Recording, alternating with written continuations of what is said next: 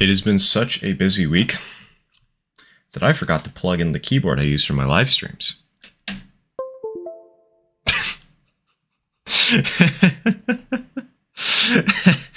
Hello, everybody.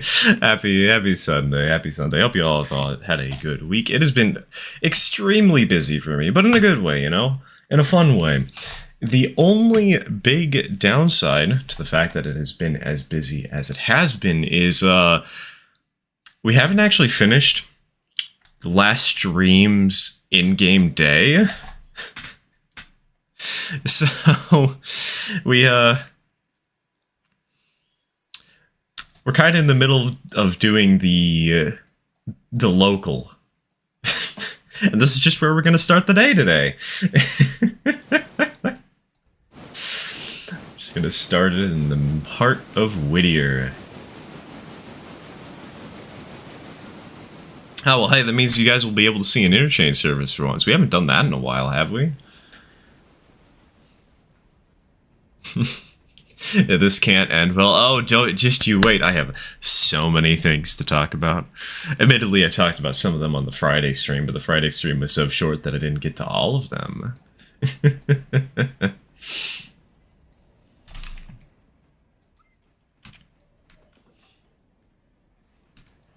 Does this car have a handbrake on? Yes, and it's not spotted correctly. Wait, no, it doesn't have a handbrake on, but it's still not spotted correctly. Are you kidding me?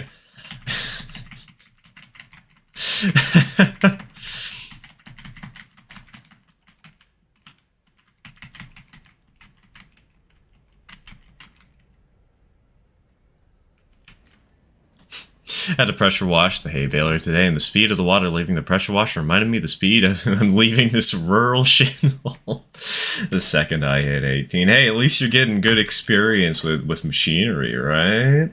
Right?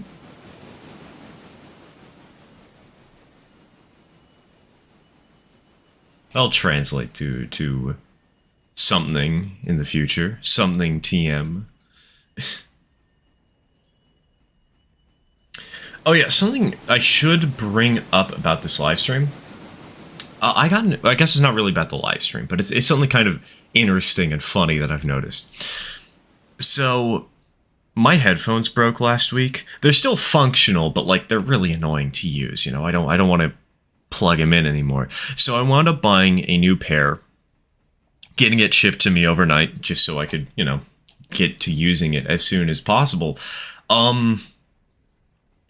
I have found two problems with this this set of headphones. They're too good. Specifically because their active noise canceling is so good that despite the fact that they are on 1% volume, I cannot hear my father knocking at my bedroom door when he's trying to ask me a question or something. And, more importantly, I have them at 1% and they're still about the same volume that I had my previous headphones at. I have them at the lowest possible setting.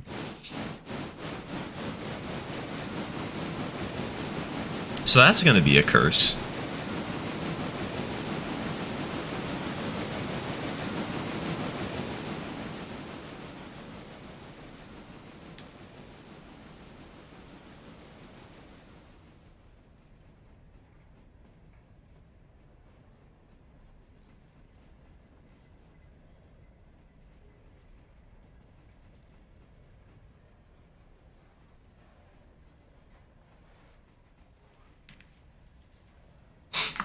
The USS Defiant of headphones. Also expect a lot of Star Trek references because it's Star Trek Day. All right, I'll reference Star Wars as much as I physically can. Got it. Just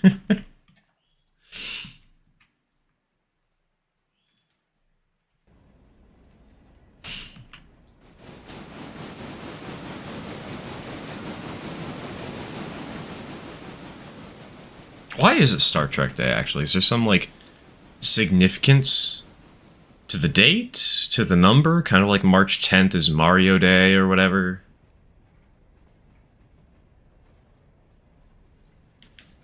What's up with that?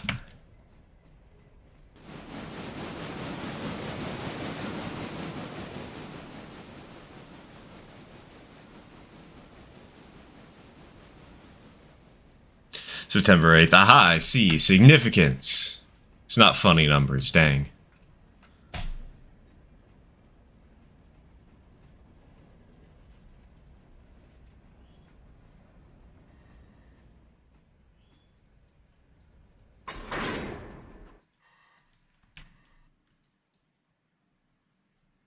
As the 8 team decided to remain in the dark this stream, it still broke. Unfortunately, we do still have one, but we don't have two. Hold on, that reminds me, actually, I need to start the passenger train. We still have the one that's doing the passenger runs, because this engine has not had any issues whatsoever so far. But the one that was doing freight runs, we've eventually just decided to replace it with an A23. Speaking of, how many passengers? Okay, no, that's reasonable. That's good.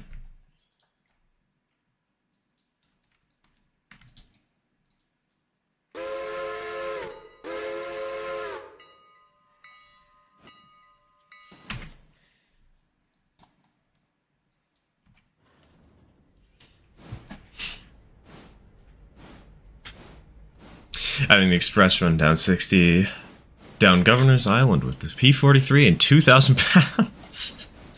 I like the idea of it's specifically 2,000 pounds of passengers. It's not 2,000 pounds of passengers in the passenger cars. No, it is 2,000 pounds of very specifically passengers. And it's just like a bunch of people towering up to the atmosphere.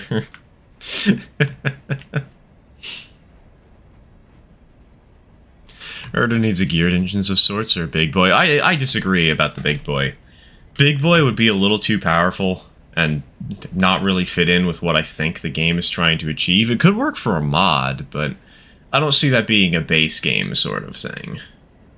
As for geared engines, yeah, they probably should get geared engines.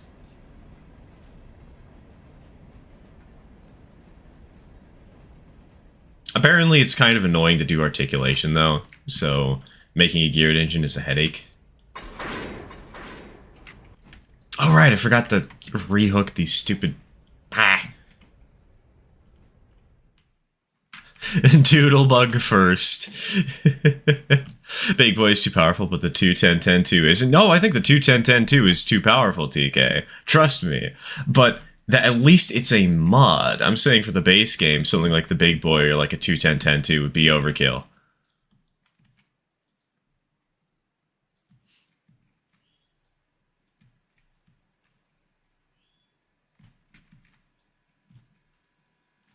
Alright, onwards to Ela. We're just going to be dropping off tons of cars on this trip.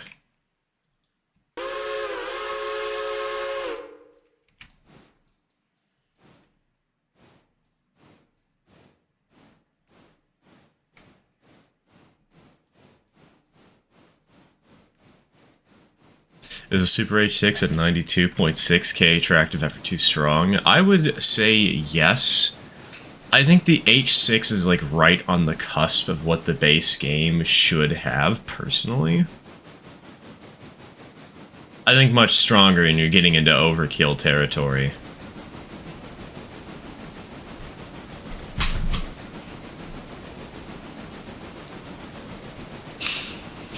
AOSRC, welcome to the stream, welcome to the stream. I know it's a short line, but ironically I feel like the streamlined J would fit in well. I do feel like there are some mainline locomotives that would fit in well, like the F-unit mod. The F-units are great for this little branch line. You know, they're more like a mainline diesel, but they really fit in well with the vibe, right?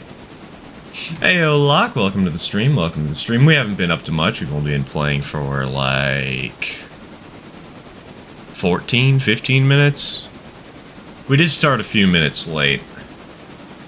Unfortunately, I had a couple of things I needed to do, but I guess that's the chaos of today's stream. We started like 3 minutes late. Oh no!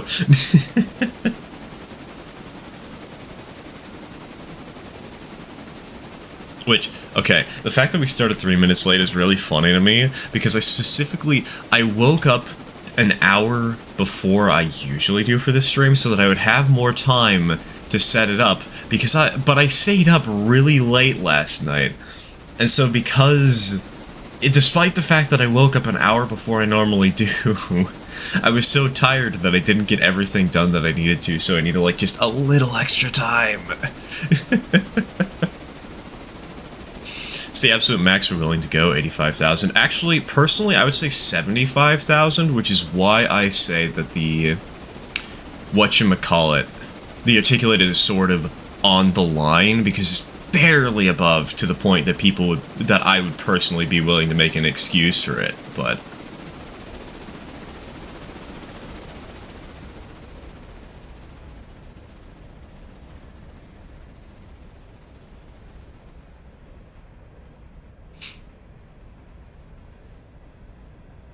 If we get a streamlined steamer, it would be the Norfolk and West. It should be the Norfolk and Western K2 or the Baby J. That's not much smaller than the J. I mean, we could go for a Hiawatha.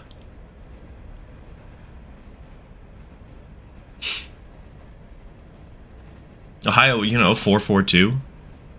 Or get that streamlined Pensy K4. Get that in the game. Hey, Orison, welcome to the stream, However many streams ago when we conspired to make the worst big boy mod physically possible with none of the wheels lining up, textured on the lettering, and stolen assets from Derail Valley. I remember that terrible idea. That was beautiful.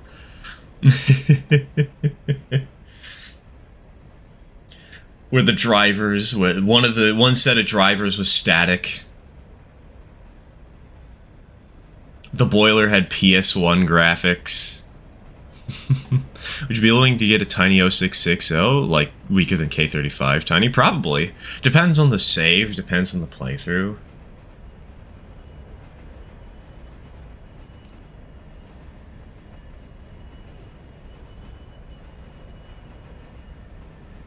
Editing my second... Oh yes, hello Jack. I immediately jumped straight into the message without greeting you. Hello, hello. Also, hello, Tony the Tanuki. Welcome to the stream. I'm editing my second episode of playing Railway Empire 1, not Railway Empire 2. I don't like that game's progression. That is entirely fair. Sometimes the sequels do it worse. But also sometimes it's just subjective, Some people like something. Oh my god, what? What do you mean we've already ate 8 of these cars? What? Well, I guess we have some freight to bring back with us. That's a surprise.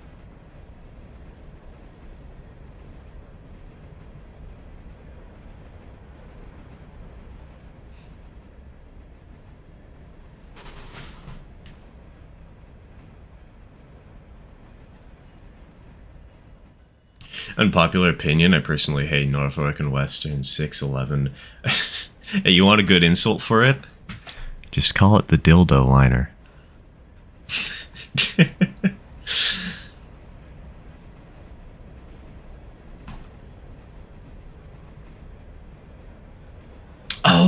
Oh, I'm dumb. I just realized. I set up this train to run on AI, but I forgot to make sure that it was set on the main line. Oops.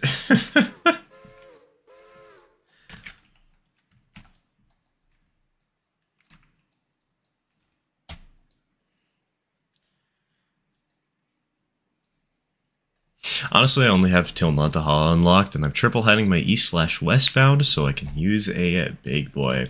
Nantahala, or not Nantahala, the grade red marble would be like a half-decent excuse for a big boy, but I feel like gameplay-wise, for the base game at least, maybe not modded experiences, obviously, but I do feel like for the base game, it's fun trying to figure out what sets of locomotives you can use to bring up each kind of load, I like that challenge.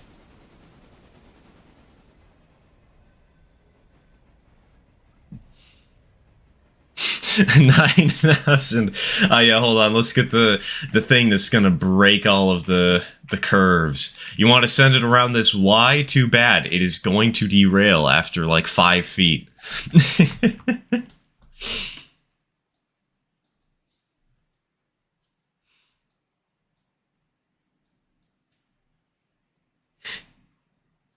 The S1 is the liner.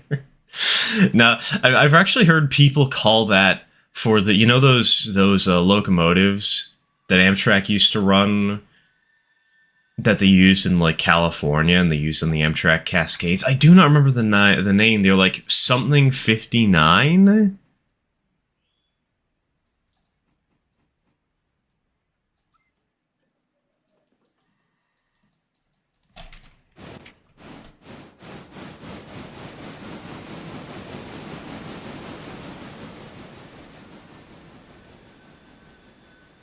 Don't hate it because of how it looks. I hate it because my... Oh, yeah, that would definitely do the trick. See, I'm fortunate enough to never have dated anybody who likes trains as much as I do, so I never have to associate my hobby with any sour feelings. F59PH, yeah, I think that's the one, yeah. I've heard people call that the cursed name.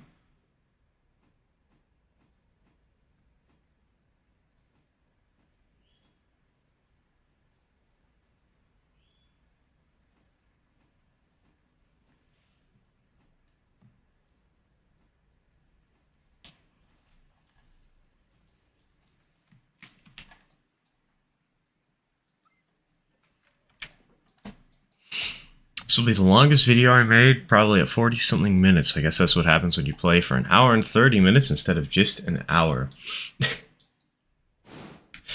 God, I do not envy you.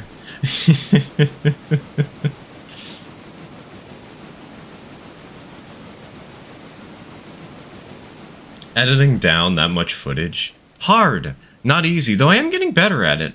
By the way, how are y'all liking the new video editing style? I haven't gotten much feedback on that. I asked for feedback, nobody responded.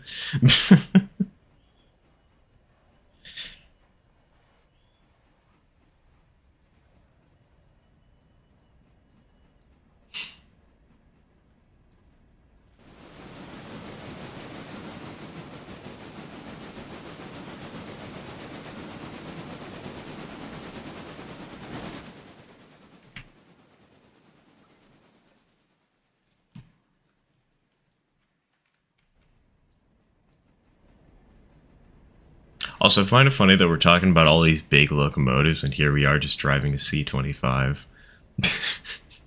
Like, we're never going to be driving anything stronger than a C-25, too.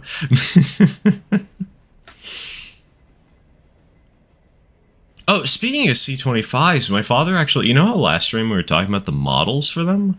My father actually picked up one of the old kit versions of a C-25 that Roundhouse used to make. So now we have a G25 and a C25. So that's fun. Both in HO scale. Sometimes a lot of work going through a 2-hour, 30-minute recording session to keep the video entertaining. Yeah, but it's definitely worth it if you can make it work, you know? It is a blast when you actually get everything to function properly and make it fun, both for yourself and for your your followers. Which may be why it's taken me so long to make the Railroader tutorial that I keep saying. Do a video of your father's layout, maybe someday. It's not really in a finished state right now, you know, it's not even close to finished.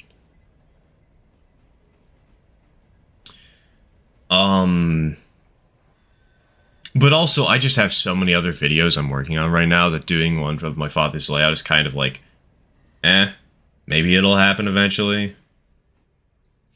Is Whittier and Western a good name for a railroad? I would personally go for Whittier and Northern.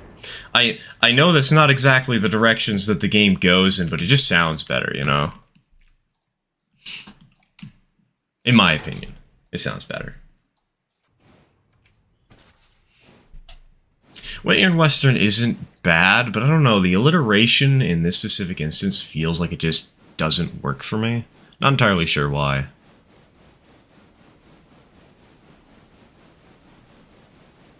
Since you reminded me of the fact that I need to get one of those kits myself, here's a little reminder about No Home for a Hero Chapter 4. Oh, TK, don't worry. I'm going to be working on that while I'm on vacation. Like, what else am I going to do on the train ride? Sure, I'll be taking photos, and sure, I'll be working on that super secret project, but, like... I'll just have a lot of time to write, you know? Though I might also be trying to learn to draw. Imagine No Home for a Hero, but it's a comic.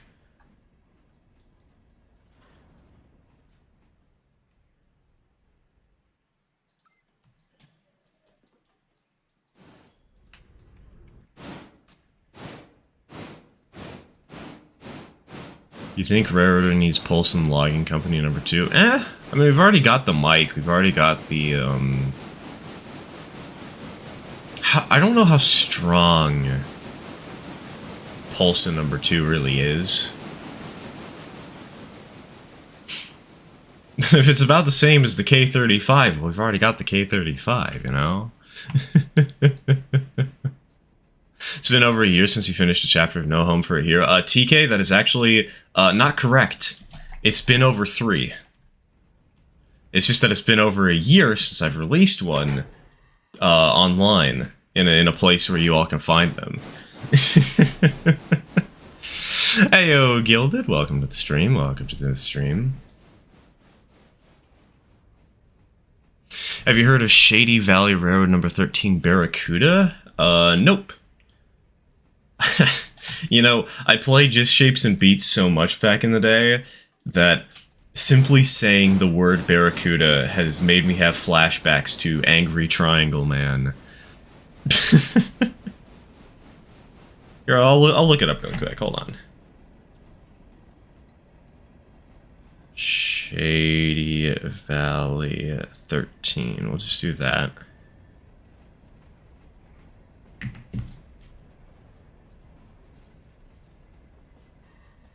Oh, is this a,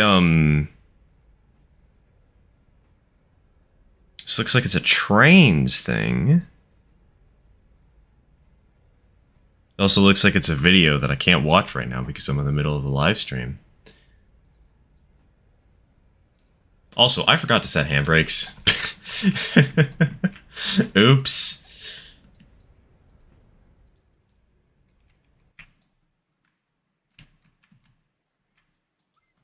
This passenger train is having all the trouble in the world. Narrow gauge Camelback 2664. Not the weirdest I've seen.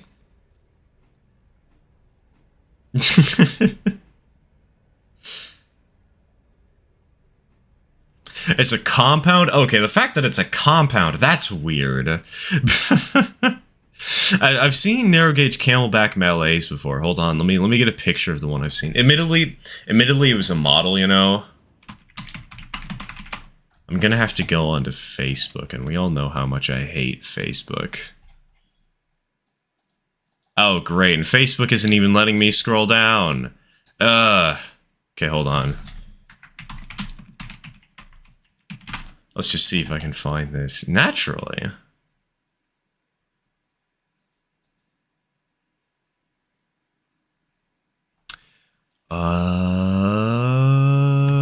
Yeah, I'm not finding it, unfortunately. Oh well. I saw an ON302442 a while back. That was a fun one to see.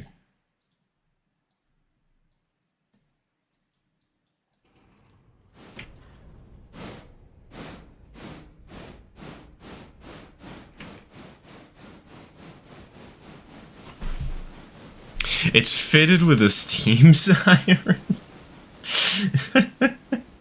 Now we gotta give it an air horn. Hey, yo, Mad Waffle, welcome to the stream. Welcome to the stream.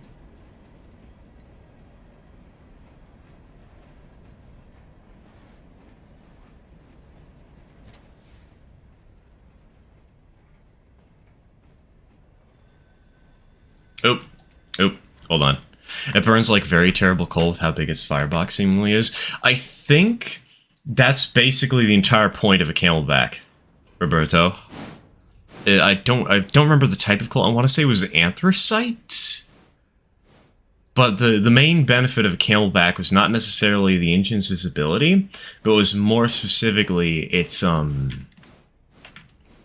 ability to burn lower grade coal at generally higher rate efficiency.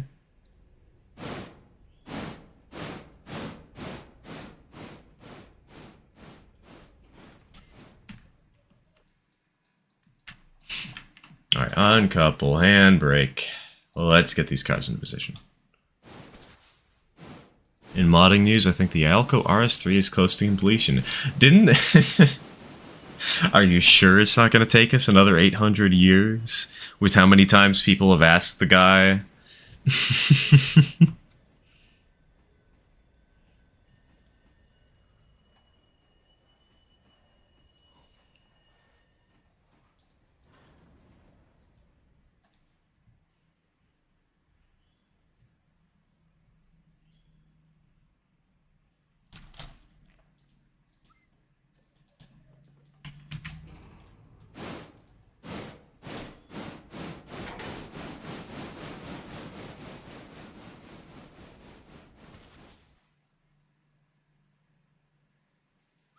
Humanity might not exist by the time it releases. Yeah, humanity's gonna be wiped out. But hey, maybe there'll be like one rat that's in a bunker that's still working on the mod.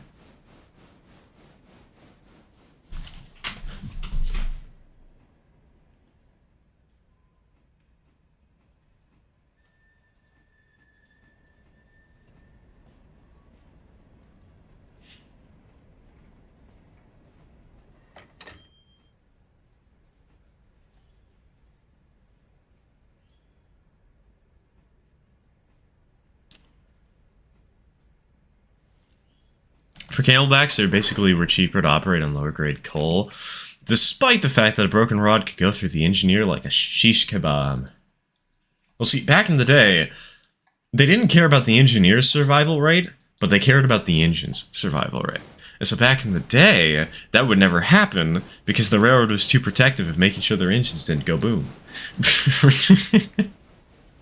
They actually had safety standards, TM. Okay, I say that, but actually, were there any cases of the broken driving rods shish kebabbing people? Are there actually like any recorded instances of this?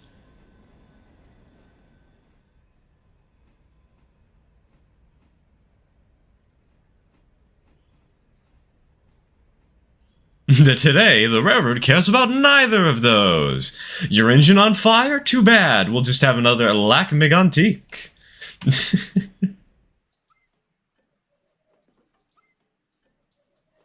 Funny thing about Camelbacks, they had the lowest rate of thrown rods out of any type of locomotive. Yeah, probably because people were so scared of them throwing rods that they checked for it a little more. I think the engineers just watched a little too much Final Destination.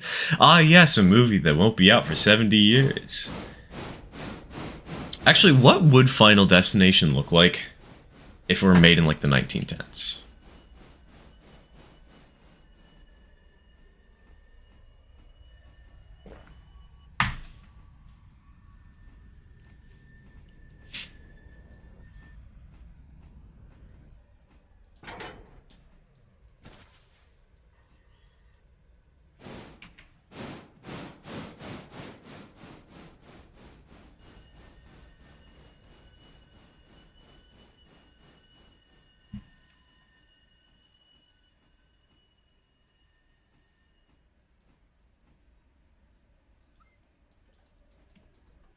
Recently, 4 got its original tender back. Oop, hold on. Handbrake. And brake.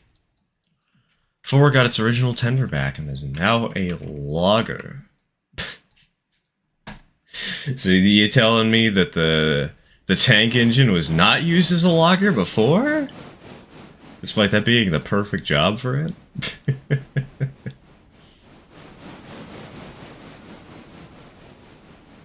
Planning on making a video on Camelback, so this is all important info. Yeah, if you want a good website to get some information from, What is it? AmericanRails.net, I think, is the place. If you just look up Camelbacks, they're one of the first couple of options, and they actually distinguish. There is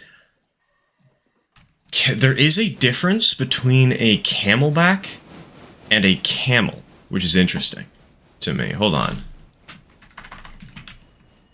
Let me look this up real quick. Camelback train. AmericanRails.com, not .net.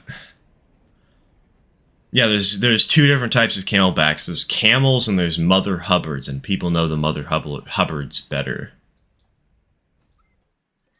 Mother Hubbards are the more well-known of the two.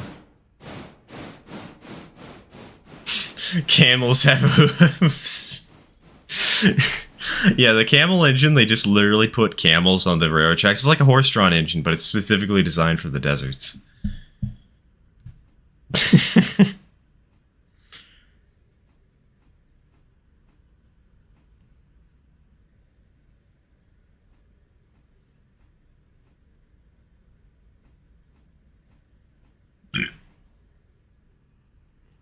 Excuse me.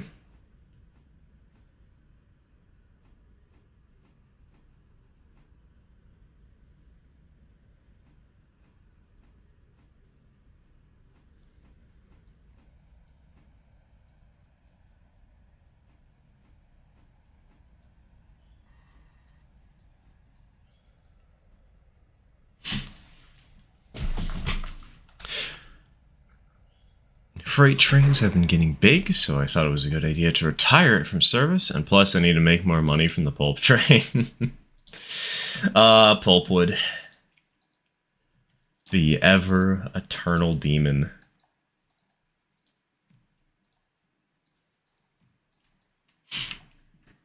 Of the Silva paperboard and tannery. Camelback means the cab straddles the boiler. Camel equals the cab sits directly atop the boiler. At least that's what I've heard, but take it with a grain of salt. Yeah, that's basically it.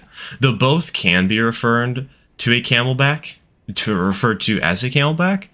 It's just that the one that everybody knows was apparently originally called the Mother Hubbard.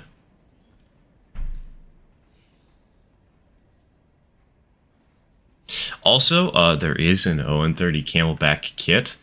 It is currently out of my budget. And I'm probably never going to build one anyways, but there is one on eBay. At a not great price, but it exists.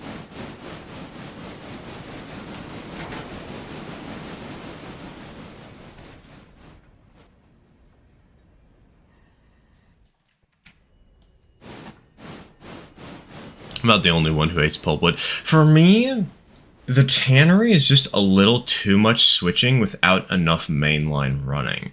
Like, yeah, for the pulpwood you have great mainline running, but you do barely any switching for the pulpwood itself, because, you know, you go from, say, Connolly to Silva, you just spot... Connolly is the harder end of the run. Once you actually get to Silva itself, you just spot them in these two spurs, right?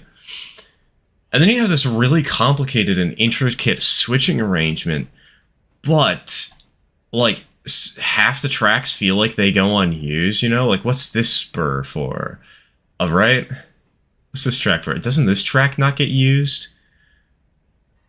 What's this track for, you know? So, a lot of these random spurs just feel a little too excessive for my liking. And the interchange is right there. So your run is not even a mile long.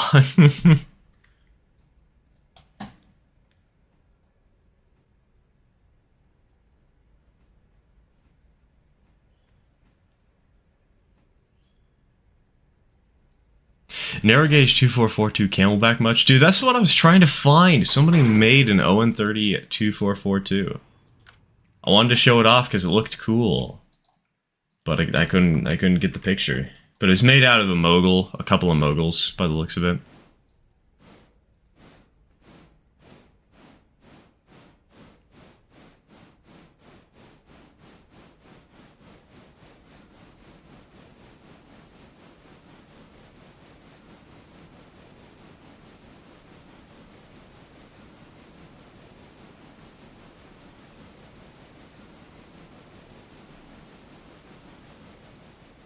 How did 10...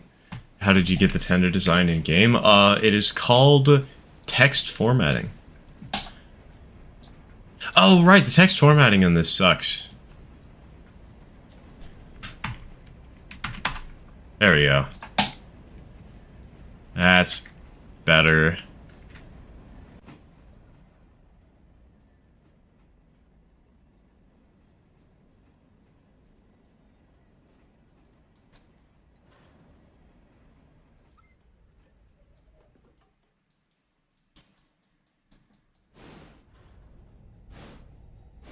I would, for one, would love to see a Camelback in rare order. That and a 262 Prairie. What we really need is a 242 Prairie. It's not coding, it's just standard text formatting. Standard markdown.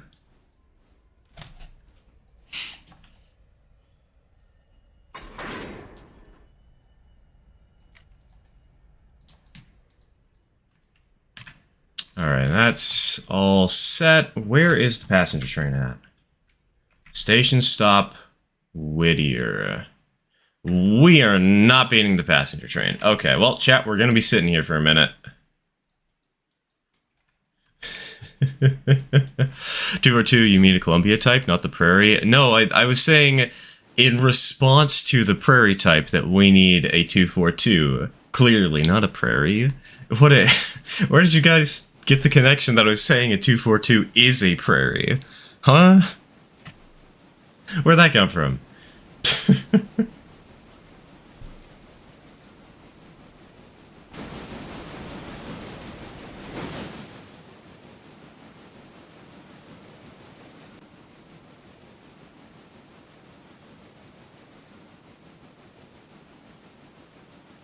If I recall correctly, the Erie's L1 was an 0880 Camelback. I do know they had an 0880 Camelback.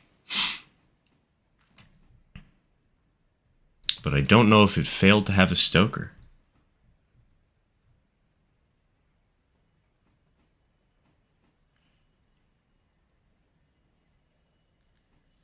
.242 would be an interesting commuter.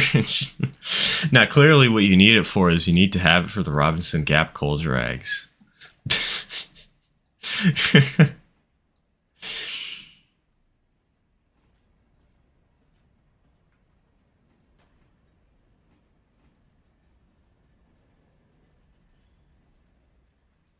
You know, an interesting but weird locomotive that could be fun to see is the 466 tank engines. I believe it was... What railroad was it?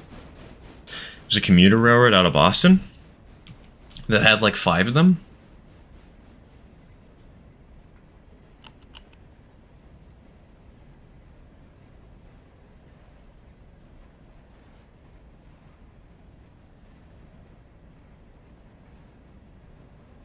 Boston and Maine. I don't think it's the Boston and Maine, the B&A, Boston and Albany. Yeah, Boston and Albany sounds about right. I remember the Albany was a part of it, though.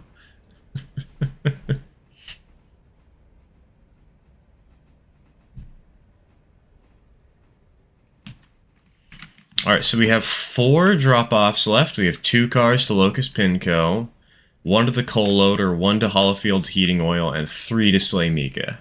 Okay.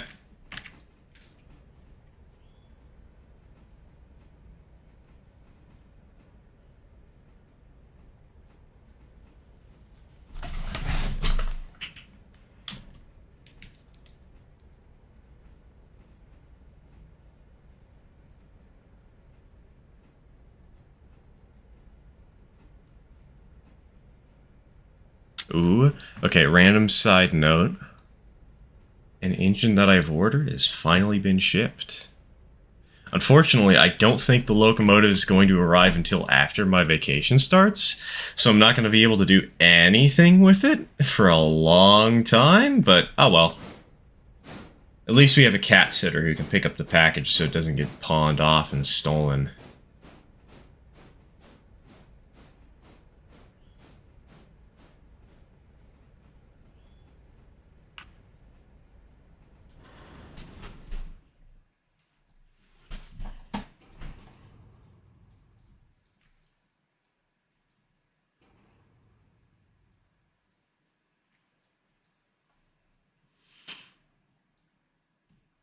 You could use it to recreate Steamtown's first stint on the Claremont and Concord in the early 60s, and operate the tank engine for 5 in-game weeks before it's sidelined due to missing paperwork. Ha. That's fun.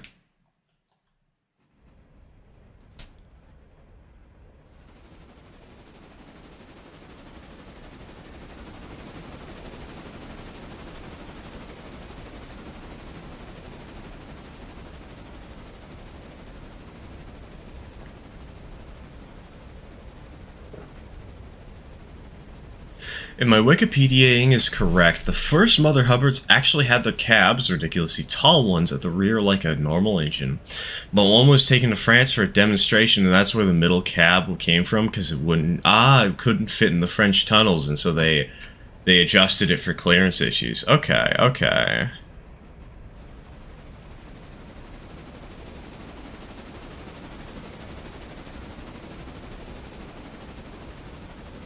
Have you messed with the DSB 56/57? Those are those tiny little goobers, right? No, I haven't.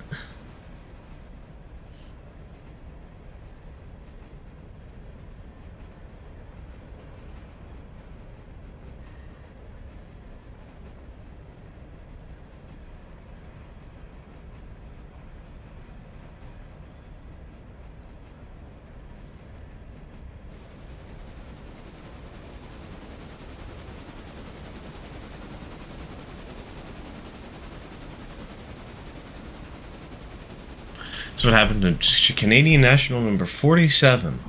Only operated for 5 weeks due to its missing its maintenance paperwork, though it was sold to a railfan, and F. Nelson Blunt was never told to oh god. Ugh. RIP.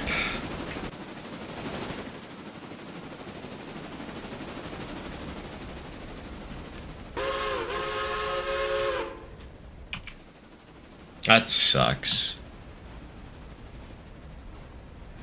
Did she actually get, like, restored?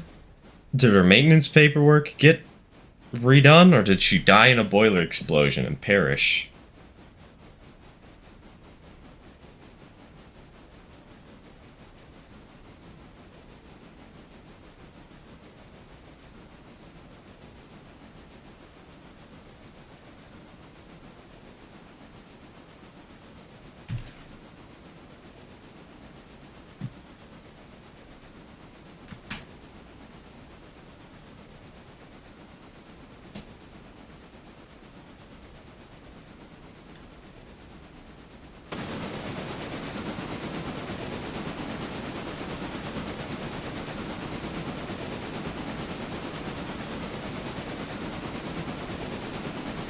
Worst part is that number 47 was supposed to be Steamtown's flagship engine. We all know how well that worked out. Lamau.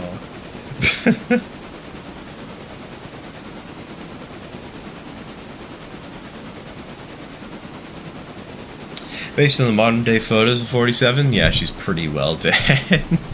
She's been murdered. She's been, oops, all crown cheat failured.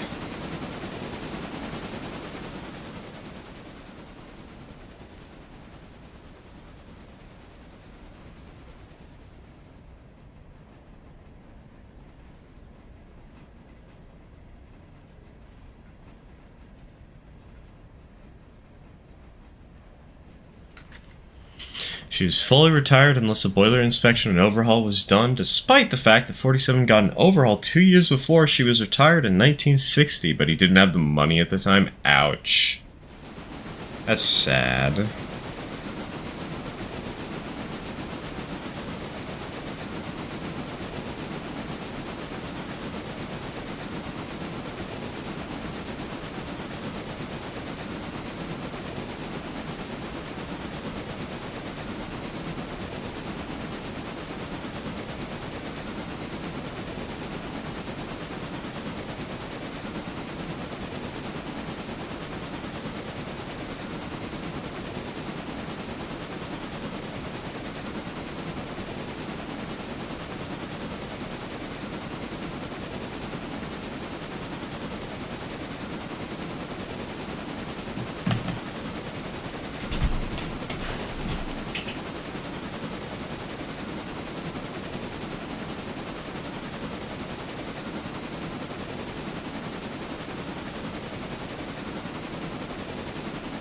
Also, sorry if I don't respond to some comments today. My brain happens to be a little bit loopy. Just a tad.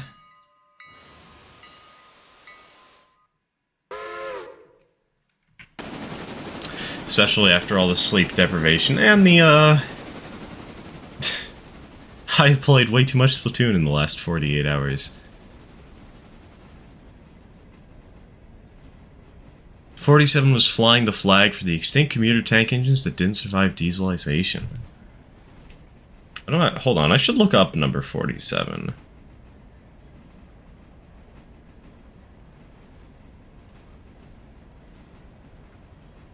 Oh, that was... Oh, yeah, I remember this engine vaguely. Damn. That'd be an excellent little loco to get back in service. Well, I know what, I know what I'm doing with a couple $1 million if I ever win the lottery. Buying a house.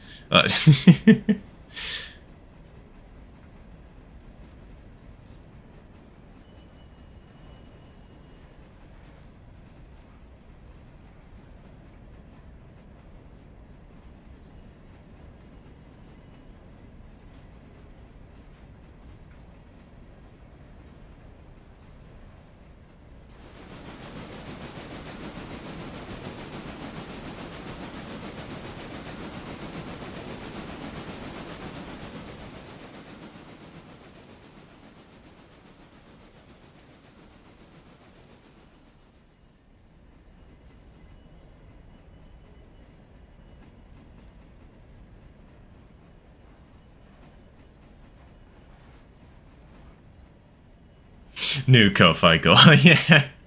I forgot we had that Ko-Fi goal that recently got finished somehow. I gotta cancel that.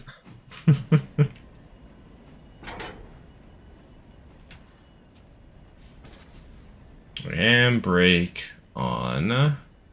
Is that a local? Yep, this is the daily local. It's the last train we need to run for the day.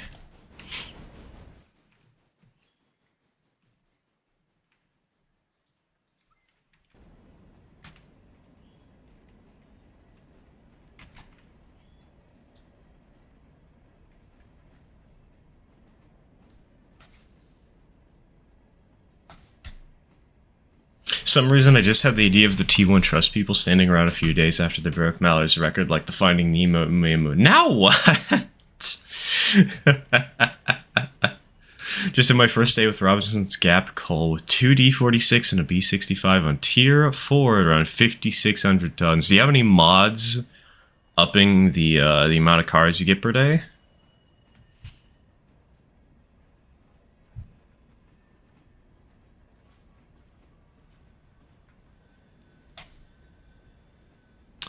It is a comically heavy-duty industry.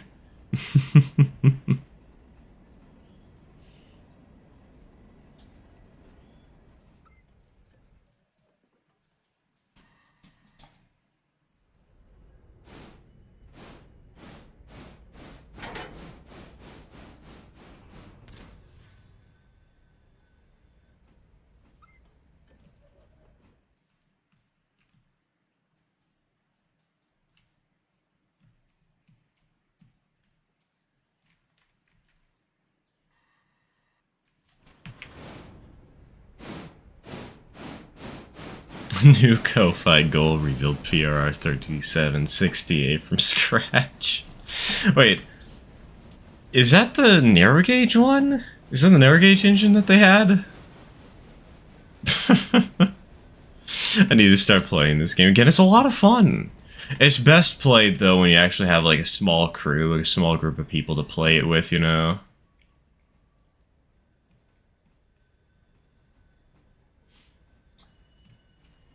Also, that doesn't remind me. I guess I should probably set up another donation goal, right?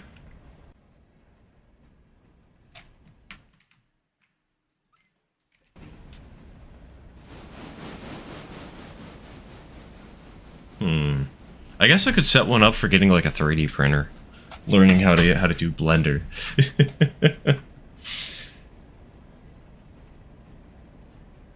No, I see why people are using the L78/A6. Yep, it is the heavy duty powerhouse. Also, it just looks perfect on the cold drags, you know.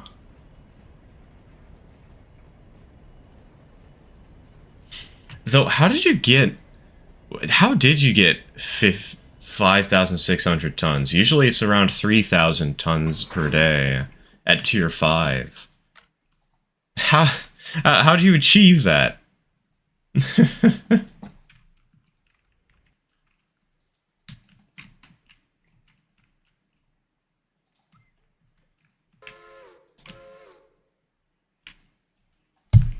Alright, we'll let that engine spin. Next stop, East Whittier Yard.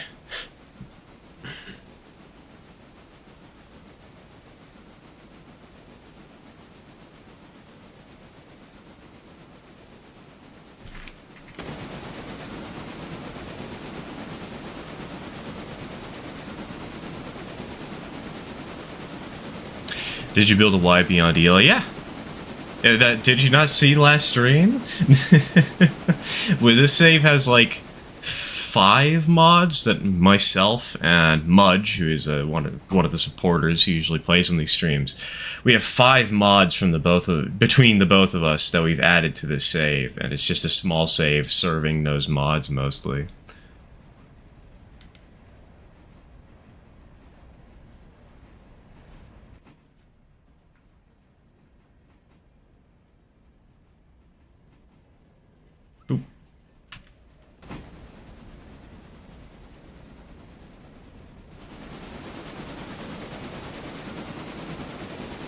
Was in your last stream, but oh yeah, I gotta check Nexus, make sure. I want to see if anybody's actually liked the dang thing, endorsed the mod.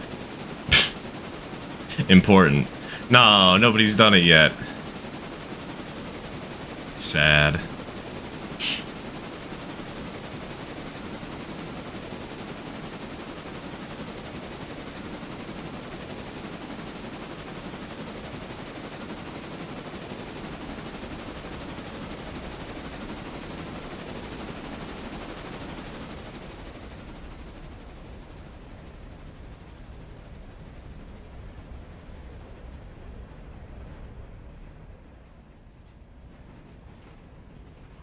Actually installed your iron ore mod. Technically that's more Mudge's mod than it is mine, though I guess I did supply ideas and adjust it a little bit, yeah. I kind of forget that I did a lot of work for that mod.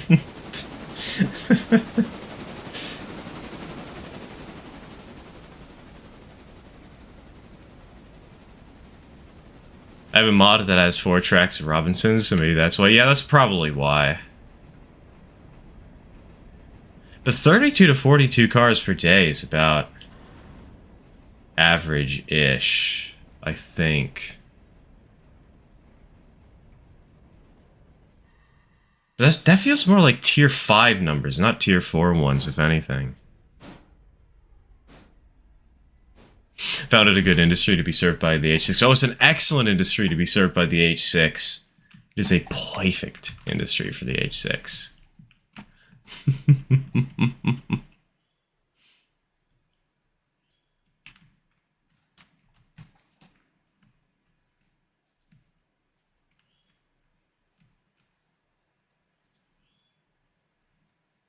I don't know, I'm actually stopping off for coal. I don't need coal on this engine right now.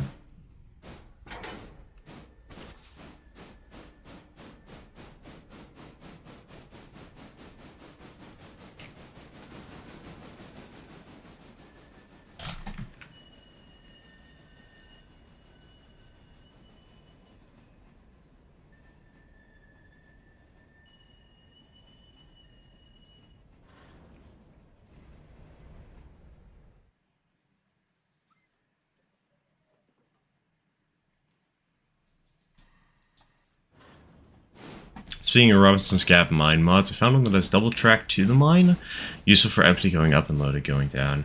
The only mod that I currently use for the Robinson's Gap mine is the one that ups production rates. That's it.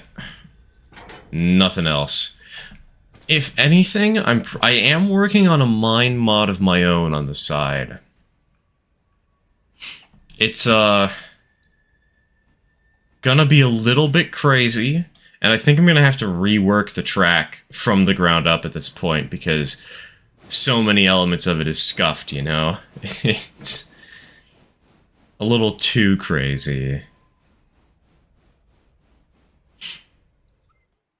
Foxy should put up the rate to 78 cars a day at tier 5. The mod we have can do up to 100 per day at tier 5.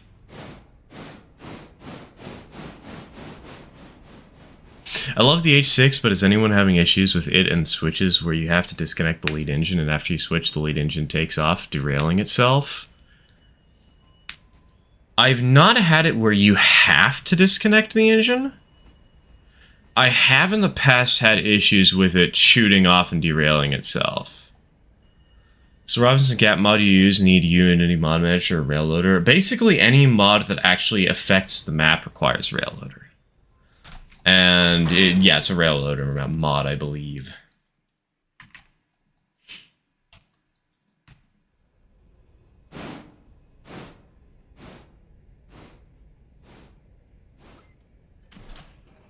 All right. Let's get the passenger train running. And let's get our freight train on the road.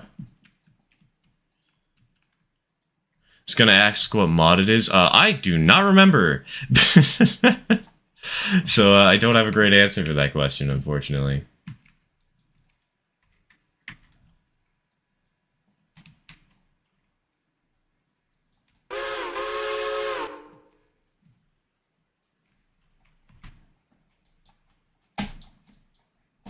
Yeah, it says straight, that says straight. I forgot to make sure that our brakes are off. Isn't there a mod that makes Robinson make like 100 million tons of coal? That's a lot of coal, Jesus. But yeah, there is something that like doubles or triples the rates.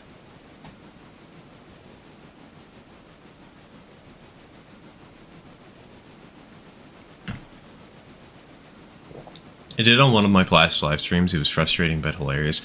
See, it was actually a big enough problem for me that I had to stop. I had to downgrade the mod to version 1.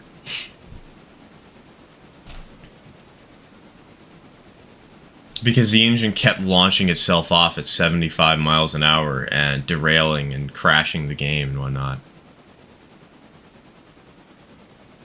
You can check in the Railloader menu in game, I think. You think that I have all of my mods still installed while I'm on this extra save? Pfft, you think too highly of me.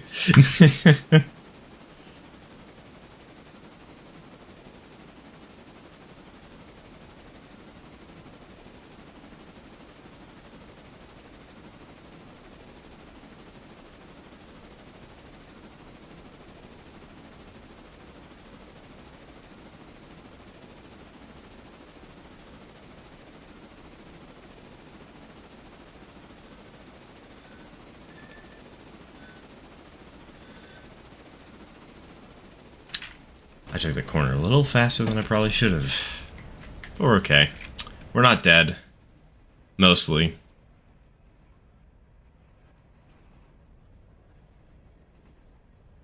I, for one, would like to speed up the loading times for the hoppers at the mine and try to get all the hoppers loaded before the interchange gets served in the morning. It wouldn't be too hard to do that. Actually. I think I did that for a certain industry. I don't remember what the industry was. Oh, no, it was just one of my own industries. I've had to adjust the loading rates before. You just have to figure out what the name of the industry is that you want to modify. So... New mod idea. Robinson's Crab. Tier 5. One car. A single car. However, the car weighs 5,000 tons. So a Schnabel. What's a Schnabel? I feel like this is some modern car type that probably would not fit coal on it very well.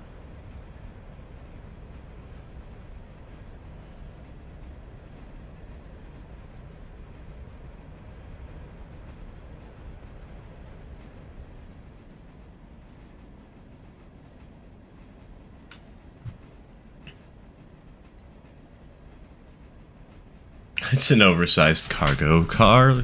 Can load stuff like marine boilers or nuclear reactors on it. So what you're saying is, we load a nuclear reactor, and then we fill that with coal?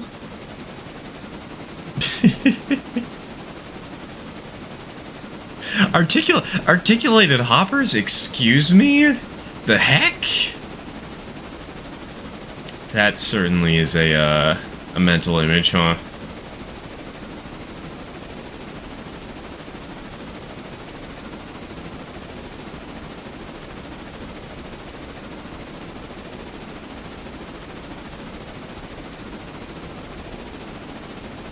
What are you planning / are using for Alarka? Because I use A12, A18, and A23. I do not plan on going to Alarka, actually. Not in this save.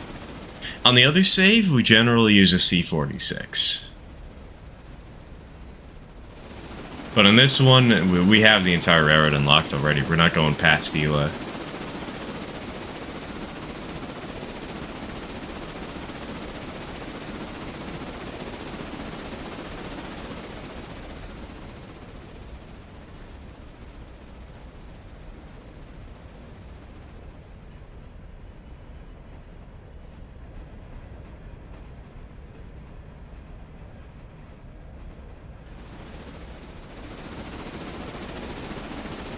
Alright, we are approaching Wilmo. Oh wait, no, we're Thomas Valley. We're up, kind of approaching Wilmot.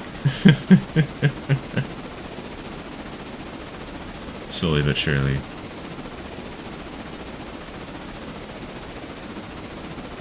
One mine mod idea is another coal mine, but due to most of the coal being poor quality, you'll be doing a captive service, moving the mine's tailings to a dumping site, along with bringing in hoppers. That could be kind of cool.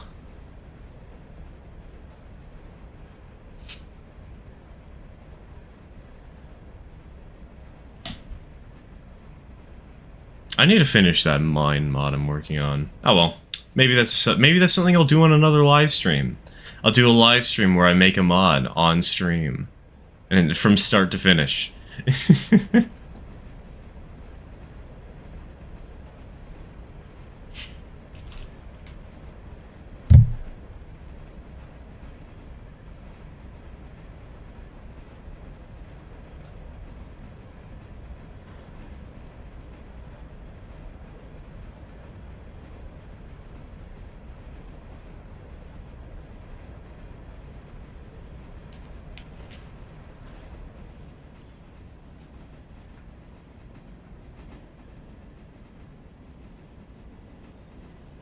We have those dump gondolas. They'd be perfect for that service. Yeah, but I don't know how to make it so that you can make them captive service. I don't know how to make it so those dump gondolas are things you can permanently order. That's the trouble.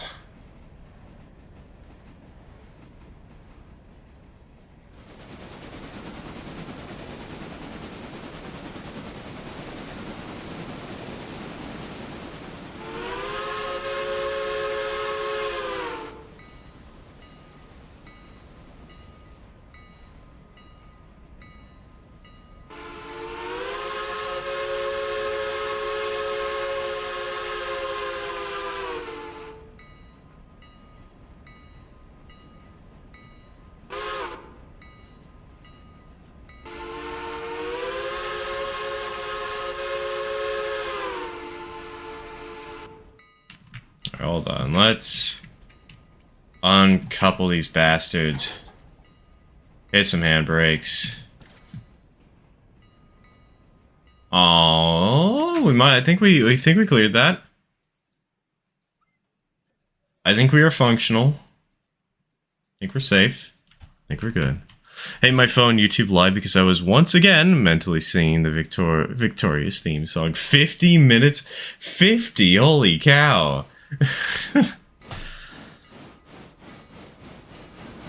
We've only been streaming for about an hour, and you're 50 minutes behind. Hey, hello Jack, welcome back to the stream, welcome back.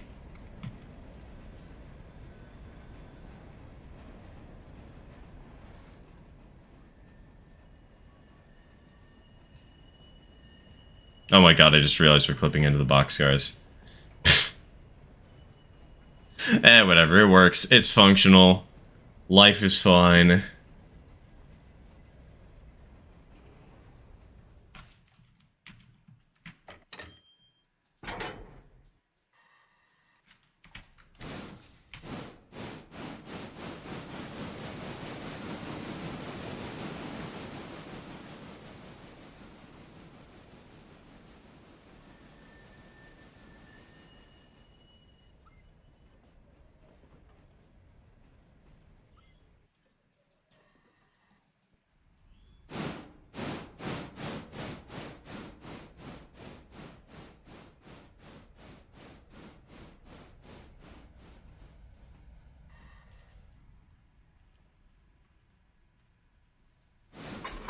Alright, bonk. Hook. Release the brakes. Release the Kraken. We have one more stop on our run, and that is Dillsboro. And then we go back to the interchange, and then we're done for the day. And then we move on to the next morning.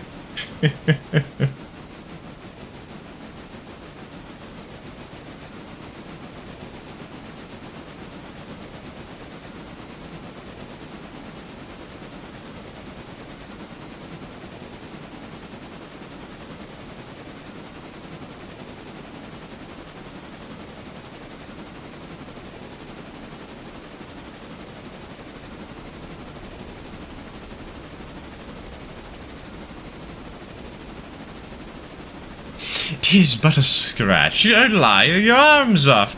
"No, it isn't. Look! 'Tis a mere flesh wound."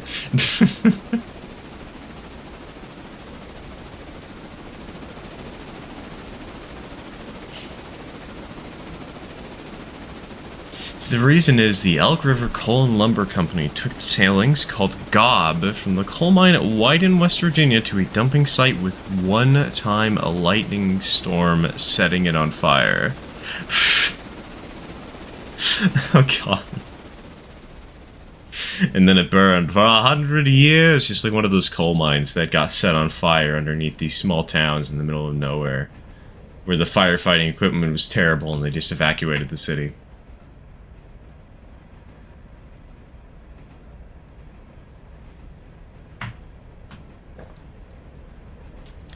Forgot to check my switches while playing Rares Online and ended up face first in a turntable pit. See, rule of thumb, check your switches.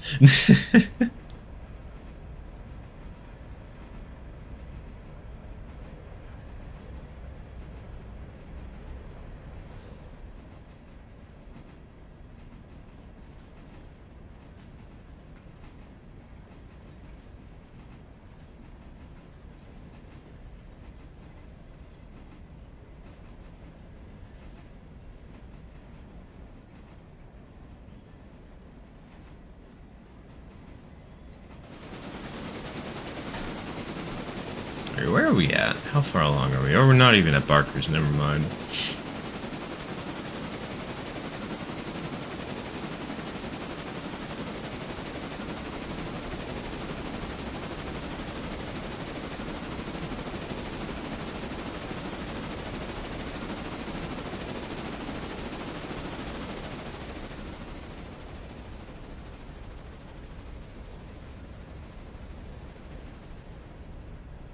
One person stated the burning gob was like stoking the fires of hell, considering most of the tailing might be low-grade coal. Yeah, somebody actually met the devil there. They offered him McDonald's. And a singular rusty nail. And thus, Dennis was born.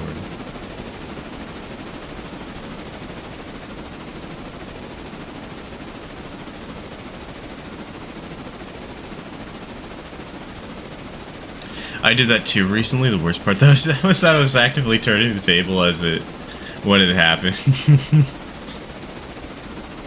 So you knew it was coming and you were trying to speed run, but you failed. That's what I'm hearing.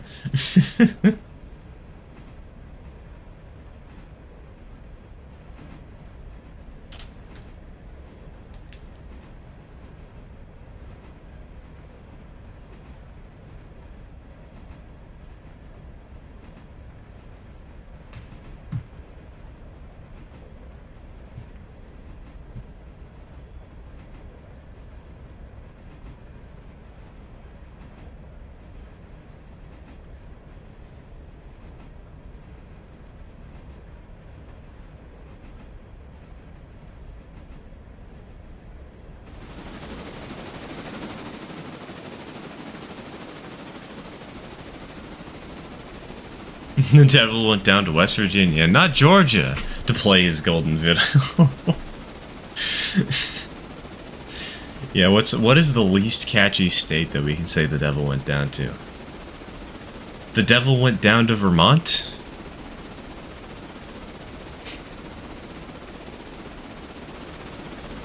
I don't know, we might have the best contender right there. I'm gonna carry a picture of the "'tis but a scratch" meme in my pocket, because I know most everyone in my school isn't cultured enough to recognize the greatest work of fiction ever.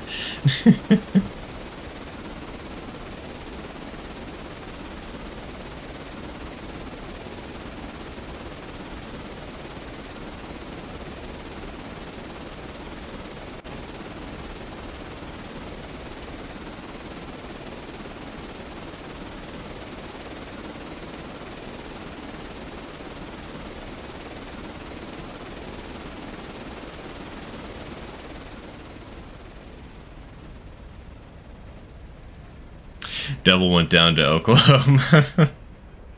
Let's see here. The devil went down to Wyoming. There we go.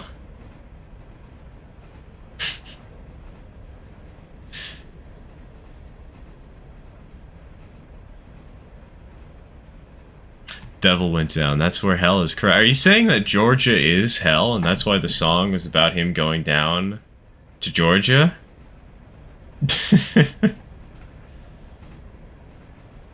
Blasphemy. The devil went up to Alaska.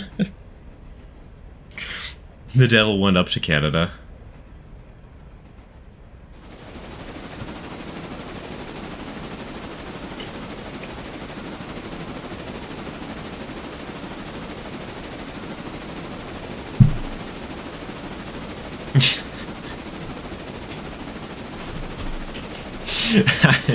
I'm offended. Don't worry, at least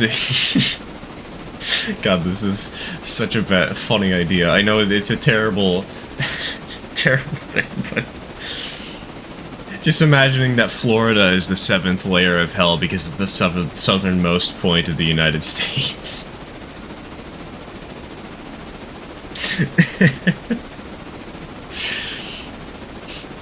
Actually, Florida's probably all 7 layers of hell now that I think of it. Considering what cursed abominations of Florida men come out of there.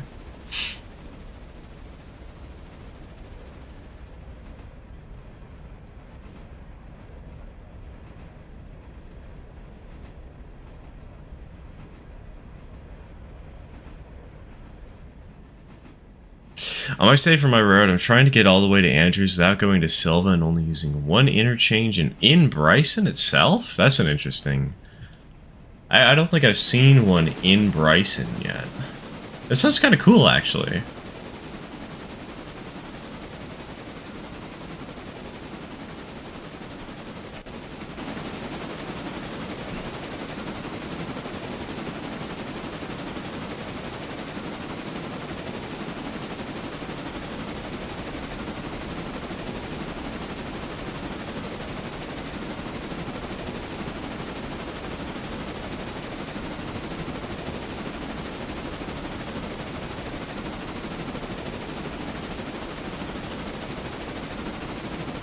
It's a mod for Bryson. I'd assume so. I just haven't seen the mod yet.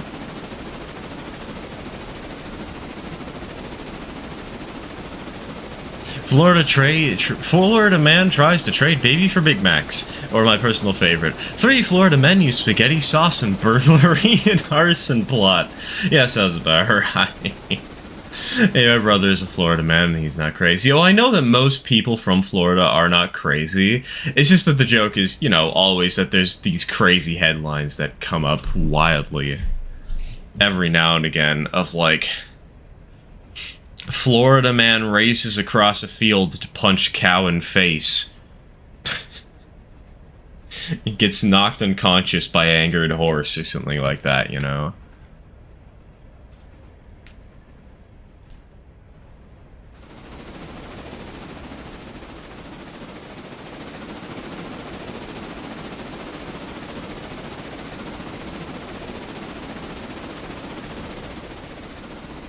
We've got them here too. Oregon man swings lightsaber at cops, deflects tasers. Nice, that's great.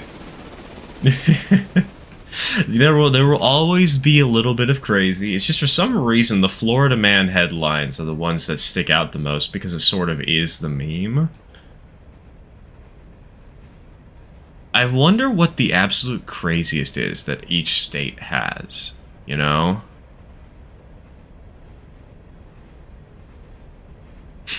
Florida man thinks he's in the Civil War and steals a locomotive, great locomotive chase style.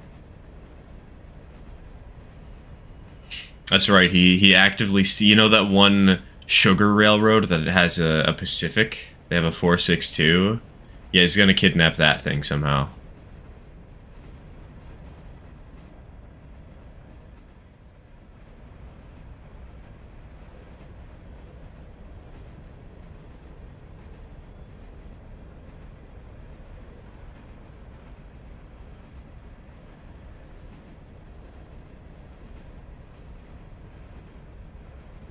Where is 103 at right now? Oh, she's past Wilmette already? Uh-oh. Might actually be in a little bit of trouble here. I might have to see how fast I can speedrun getting these cars into position over the Locust.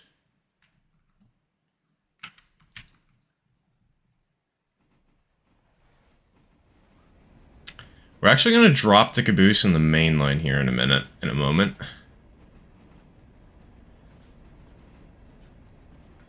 Unhook, handbrake. Let that settle in. Bada bing, bada boom. Heyo, Katie, welcome to the stream. Welcome to the stream. Virginia Crazy's Woodbridge, which people call it Hoodbridge. Oh, that's actually a really good pun. I like that. Very simple, very clean, very elegant. Gets the point across quickly.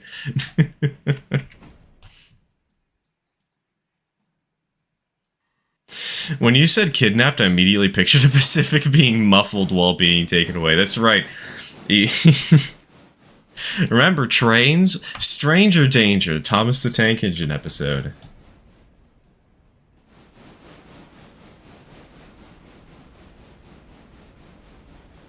I can name the most ridiculous story I've heard, though. 1, it's more terrifying and tragic than funny, and B, I don't remember what state it's from. It's from the state of denial. We don't want it to have happened because it's more funny and terrifying than anything. It's just fiction.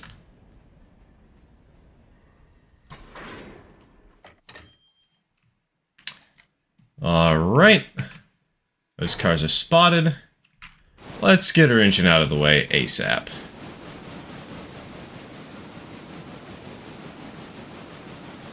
One of our favorite things to do at school is to look for Florida man headlines from our birthdays to see who has the craziest. Mine is Florida man slaps wife with cheeseburger. That actually sounds kind of fun though. I wonder what mine is. We'll look it up in a minute. I want to get this engine to the back of the caboose real quick. Then we'll do the funny Google search.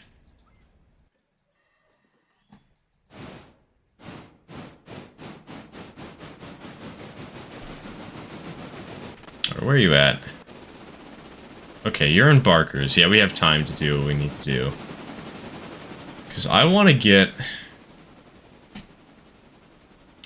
I want to move this locomotive over to the coaling tower, because we're going to have to refuel her before we send her back to the sheds for the morning, right? What state does the Mississippi River flow in? The liquid state. Nah, clearly it's gaseous. Gaseous. What do you mean? Clearly.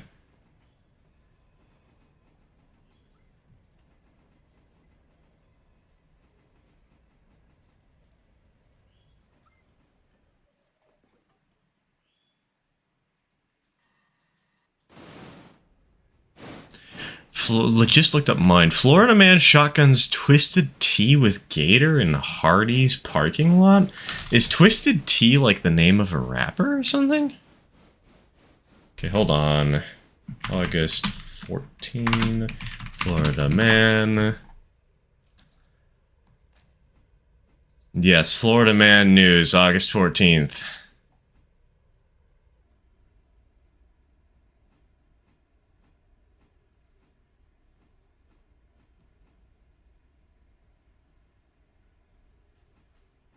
Oh, there were two headlines from this year.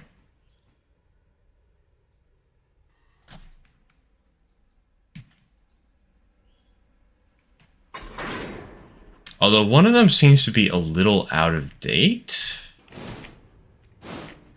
Because we have a Florida teenager caught with dead alligator says he stored some of its meat in the freezer. And we have Florida man blows off hand with fireworks a day before July 4th.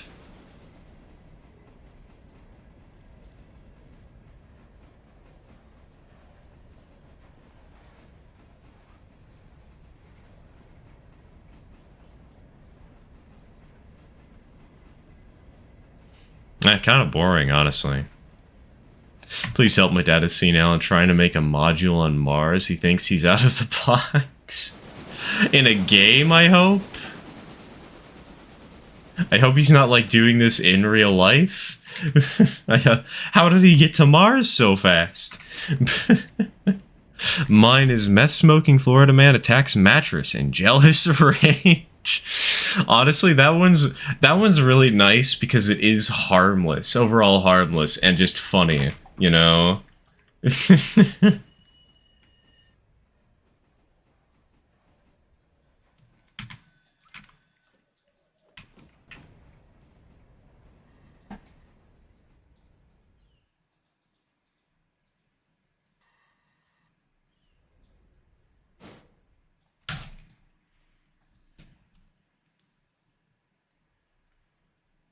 Bryson Times headline states, local Whittier resident forcibly takes over local railroad and operates it as a glorified train set. His only reply to the complaints is, deal with it. Here's mine. Pensacola, Maine, arrested for barging into homes, seeking someone to fight him. Breaking and entering at its finest. This car's already empty. I think we'll have to take this back with our locomotive so that we can continue filling up the Dillsboro location.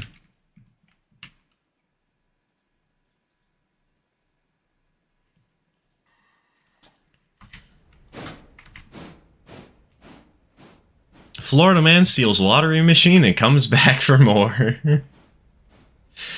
Imagine going back to the same lottery machine like 5 times in a row. Orange boxcar looks like a PFE reefer. Yeah, that's kind of the reason we liked it so much, and kind of the reason we colored it in such a strange color. Though I need to change the number on it. Because I think these cars are supposed to be the 300 series. Not the... I did not mean to select. Oops. Okay, so this will be 301.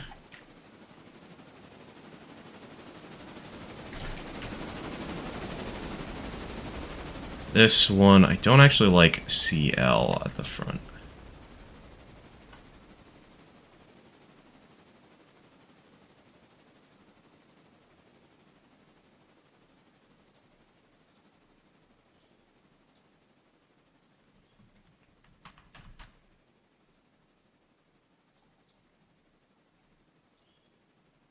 How does that look? Oh, terrible. I can see why we might have had CL at the front.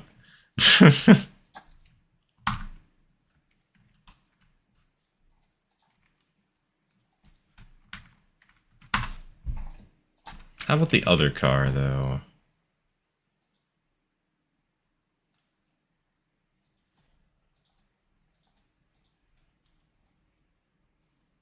201 doesn't look too bad, but for consistency's sake, I think I'm going to make it 2,000.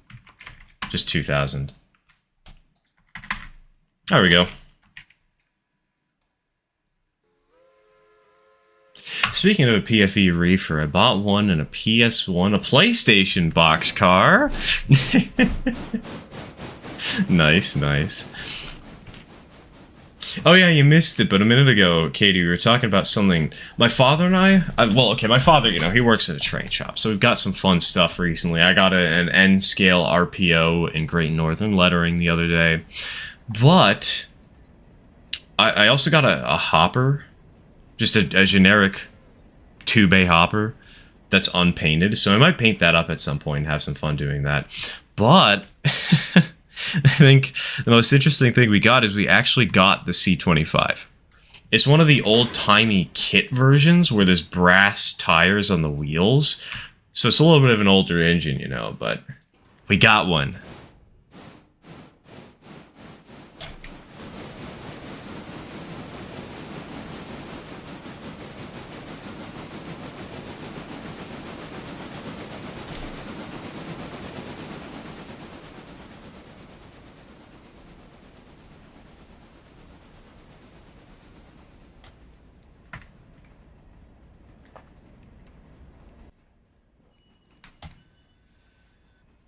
Another one not birthday related. In Florida, man in No Seriously, I Have Drugs t-shirt arrested for possession of drugs. Wow, what a surprise. Got a model similar to number Monpa 23. Yeah, we got a model similar to this engine, though it has the box headlight, it has the diamond smokestack that's a little taller, and it is also a kit, so we actually have to build it ourselves.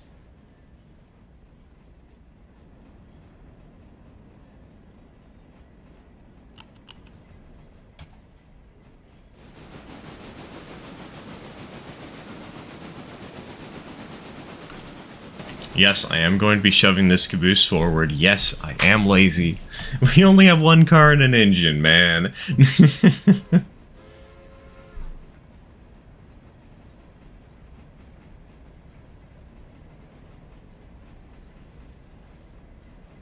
What whistle do you personally like? Because I like the Long Bell 3. I don't really know. I kind of like most whistles. Just it depends on what engine I'm running, I also like having a variety of whistles when I get the chance. Gives each engine a little bit of different personality, Something special to remember it specifically by.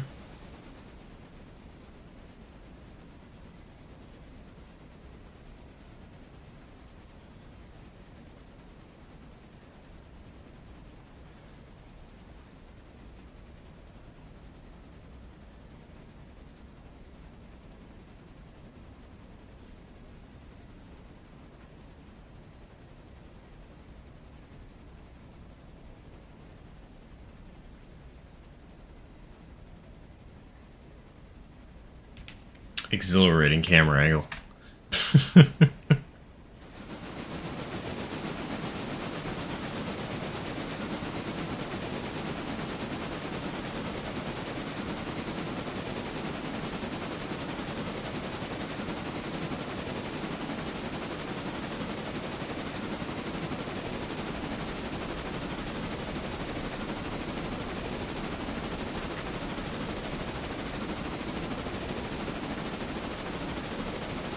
I genuinely can't tell different whistles apart. I can tell a 3-chime from a 6-chime, but that's about it. I can't really tell the difference in the number of chimes, but, I can tell the tonal difference in just generally that a whistle is different,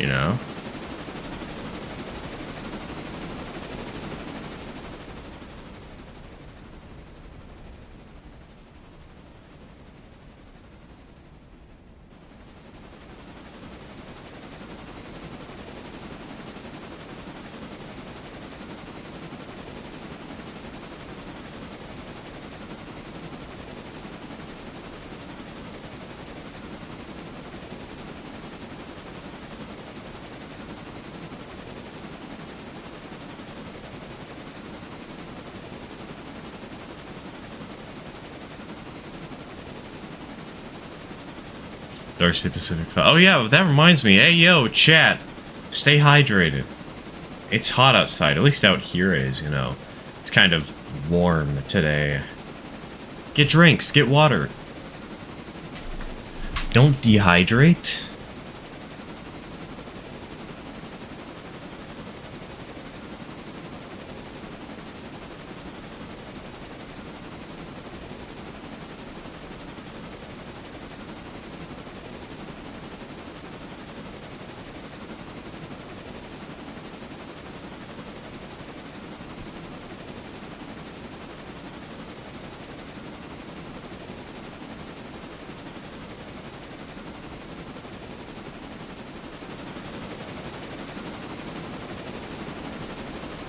That's what we already established. I live in the East Coast and it isn't that hot outside, you lucky bastard.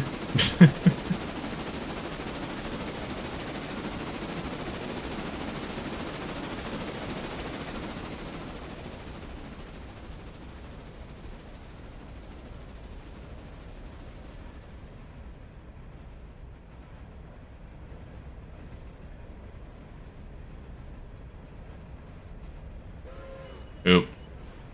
Wrong track. I was supposed to overtake the passenger train. Hydrate or dihydrate. Exactly. Hydrate or dihydrate. Hydrate or else. I'm getting the gun. It's gonna be a water gun. It's just gonna get like a squirt bottle for a cat.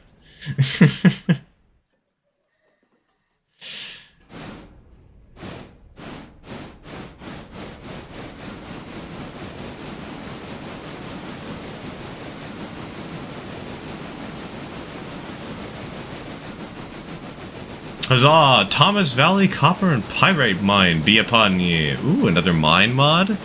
And one we could actually use on this save, because we actually have Thomas Valley.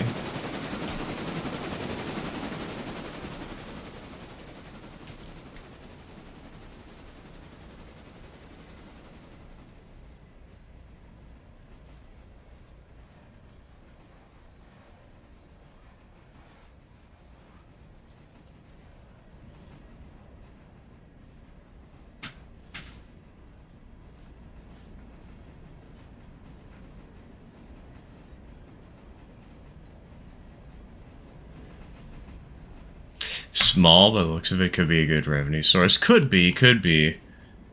I just wonder... Okay, hold on. Let's get this passenger train. Actually, how many passengers are waiting here? 80 to Dillsboro? Oh my goodness. Okay, well I guess I know what we're doing then, huh?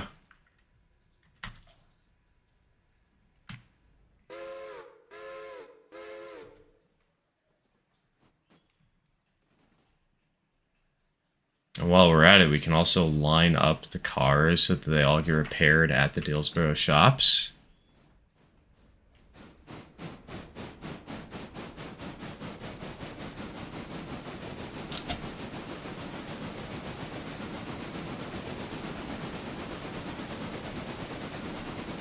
Guess there's a big party or something at Dillsboro today. There's always a party at Dillsboro. It feels like there's kind of like a commuter service, you know, just a bunch of passengers spawn for it and you shuttle them back and forth. Got to see the, ooh, Canadian Pacific 374 today. Nice, nice. Time to Google. Ooh, that's a pretty little... Wait, is she operational?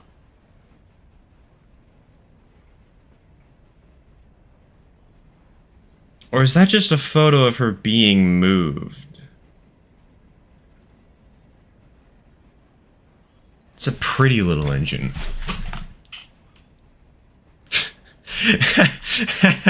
Let me guess, you filled it with piss. Oh god, I love that video. It's been so long since I've seen it, but it's so good. Oh, casually dragging the viewer through the roofs and treetops. Yep, that's me. Very irresponsible.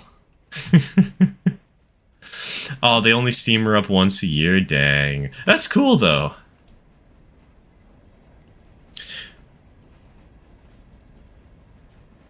That's cool that such an old-looking engine is still functional. Still running excursions every now and again.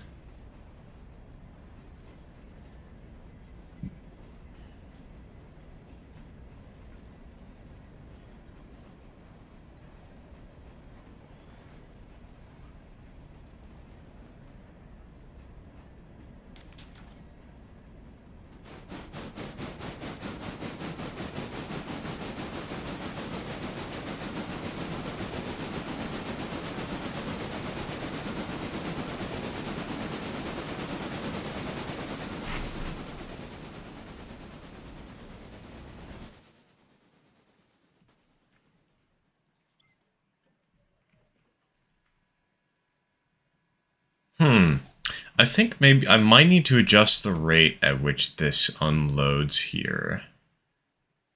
That's going a bit slower than I think I'd like it to go.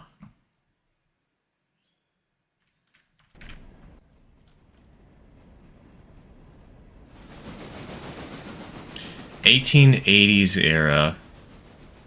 Pulled the first loaded passenger train into Vancouver. That's exciting. That's fun.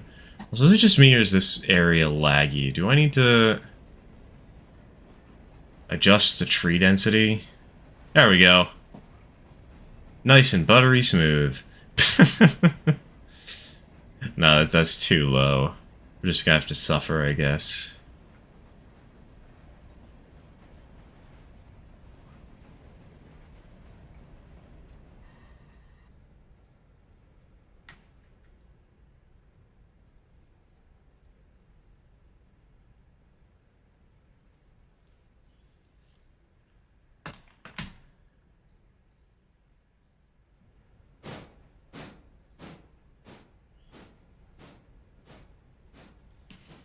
Boy, I love my parents. They turn on one light. The what? Huh? Why? What one light did you turn on? Do they want you to live in darkness?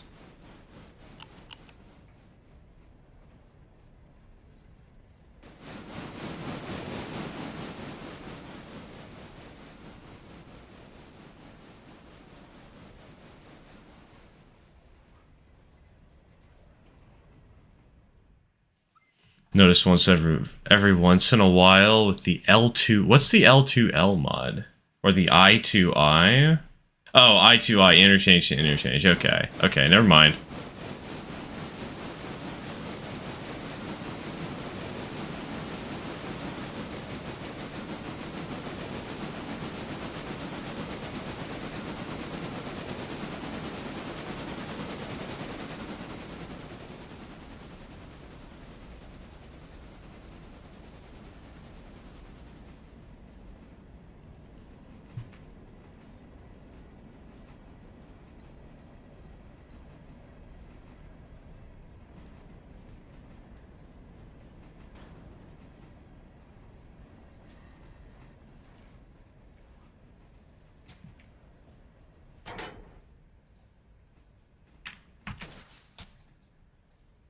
My save is per railroad that is primarily a mine and chemical road because I love doing drags of hoppers and tankers. Coal drags?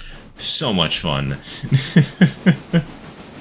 I like coal drags a lot. They're good.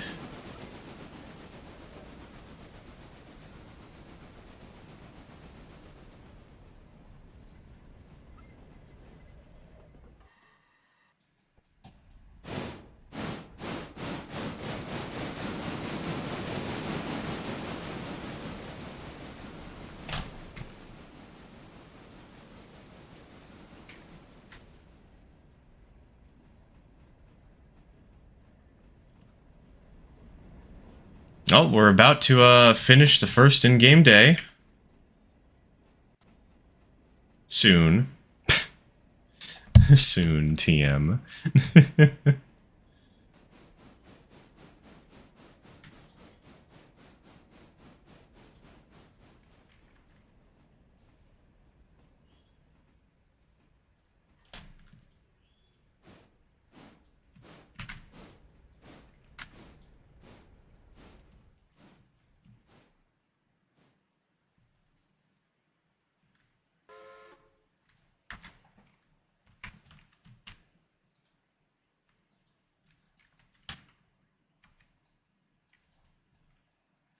Can't open my curtains either because they don't want too much sunlight heating up the house. My dad doesn't want to pay high AC bills. God.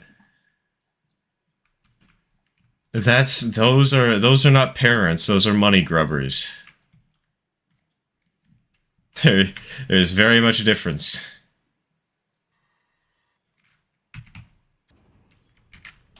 Are your parents vampires? Yeah, considering how financially what is it? What's the term? Overconscious? Apparently his electricity bill was 170 last month. How did it reach 170? Off of lights. How expensive is electricity in your house?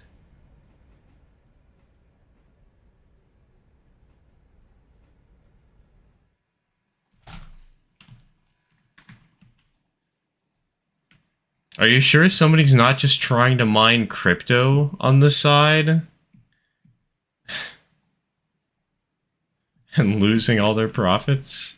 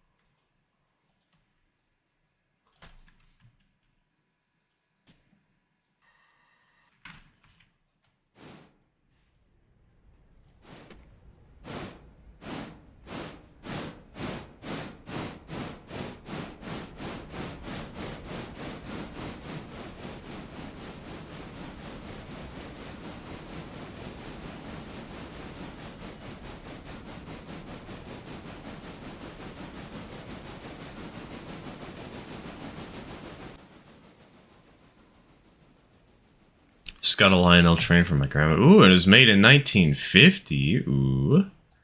Old. That's fun.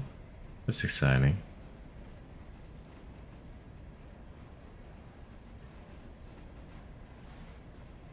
Ironically, there's a light in our kitchen that's on for around 15 hours a day because his eyes suck and he can't see right without it on. You know, TK?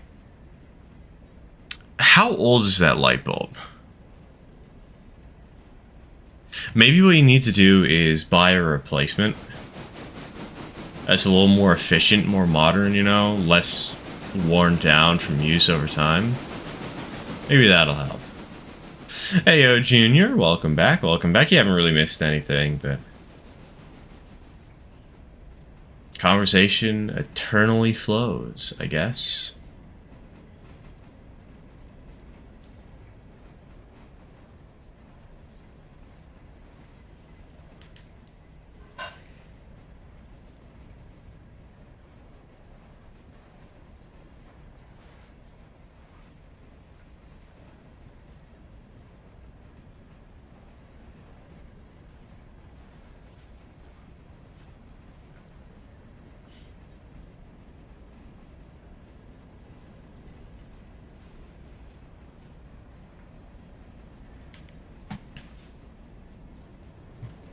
Pull into deals. Hello, Mikey. Welcome to the stream. Welcome to the stream. We've only got 49 people going to Silva right now. That's not as many as I would actually hope for, if I'm going to be frank.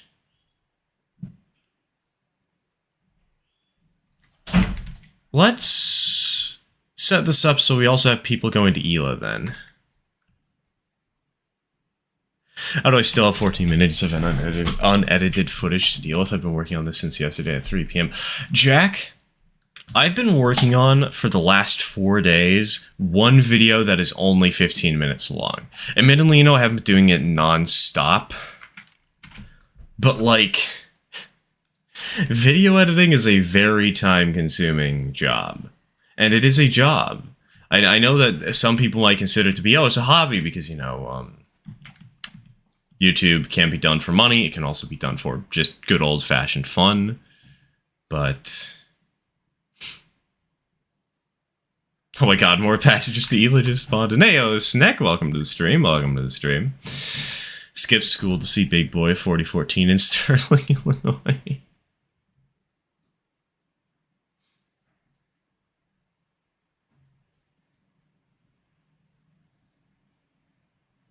Nice.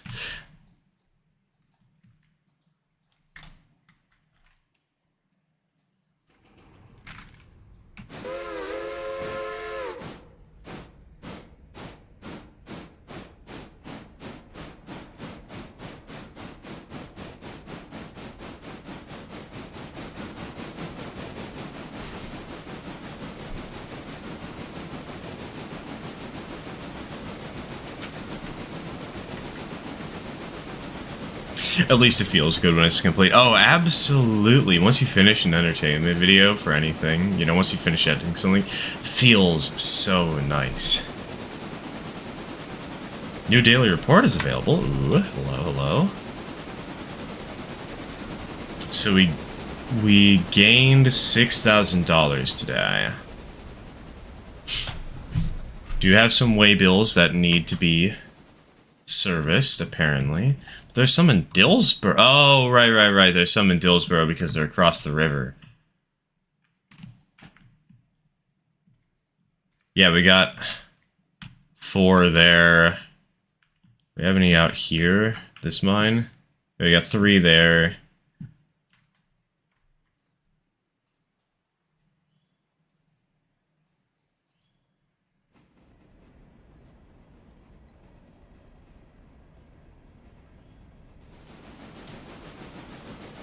Some guy told me to move even though everyone was blocking everyone else's shots, and my grandma was right there, so she started yelling at him. Nice.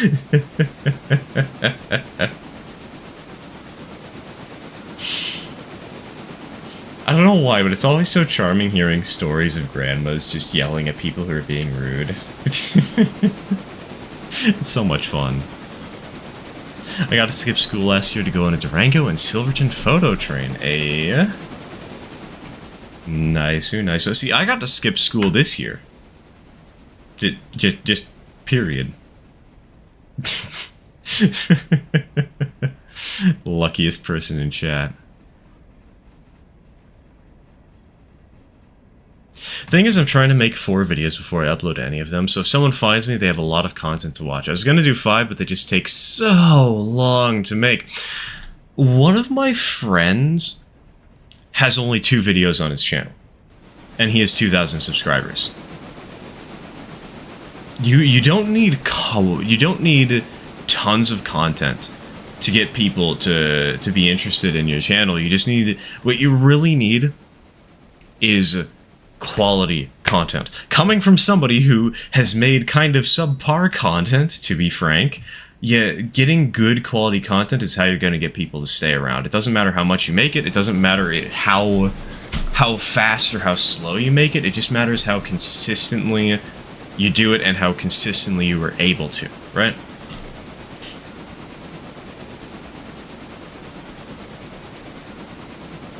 I'm so mad because I was planning on going to the EBT on the 14th, but oh, I have a marching band competition on the same day. Dang.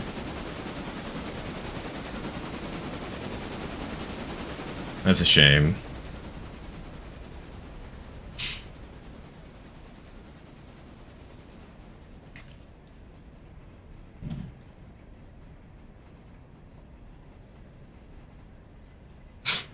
If it was my grandpa, it would have been a whole different story, because my grandpa is very aggressive, and when I was leaving Sterling, he called someone a... He'll be aggressive. He'll make the first shots. He'll open fire to start the war rather than firing back. I actually found out that despite the A18 having almost the same power as the P18, the A18 can actually pull the Osgood Bradleys without a sweat. It was 5 coaches along with a baggage car. Right now we're still running the tiny coaches. This is mostly because the Ys that we have in the Silva interchange and over at Ela can only handle this many cars, unfortunately. But...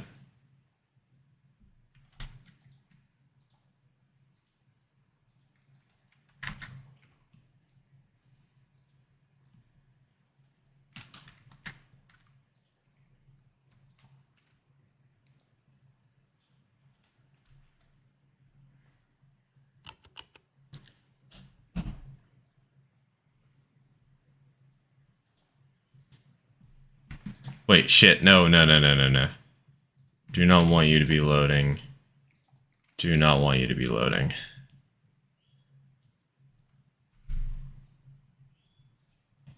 One of my favorite edits was when I was groaning, made the screen shake violently.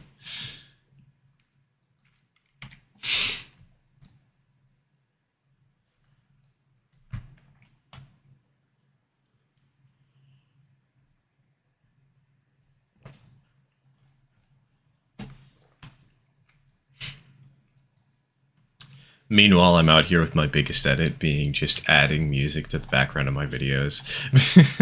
By the way, music goes a long way too. Just having something, if you're going to cut to black, it is generally better to cut to a still background or a slightly moving background of some kind. Just little pro tip that I found.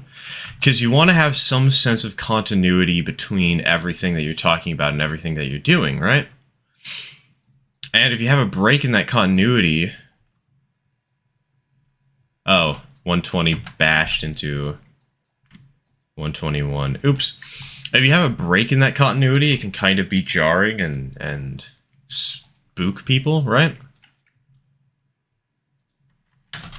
But by having the background music, it can help to add a sense of continuity, and having background images for when there's nothing going on or when you're having a transition can help make it feel like everything is still connected better, you know? Does that make sense?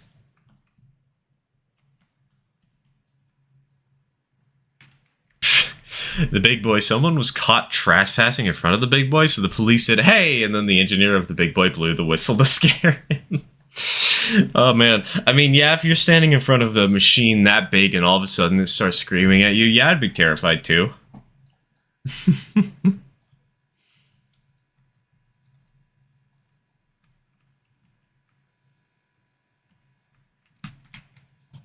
Be like a deer in the headlights sort of moment.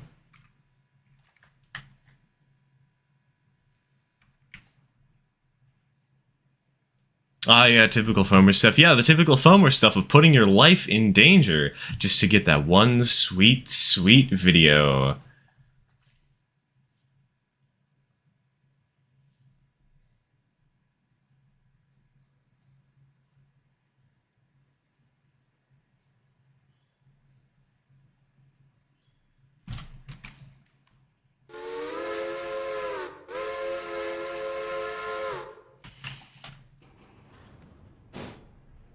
Capital City. Oh, is that the guy who, is that the kid who was arrested recently for derailing a train?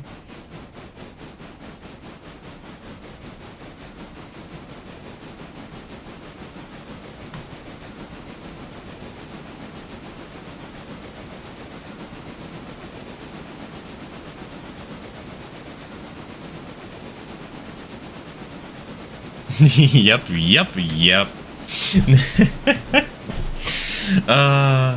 The kid who so obviously derailed the train due to the way that he was acting after the train derailed.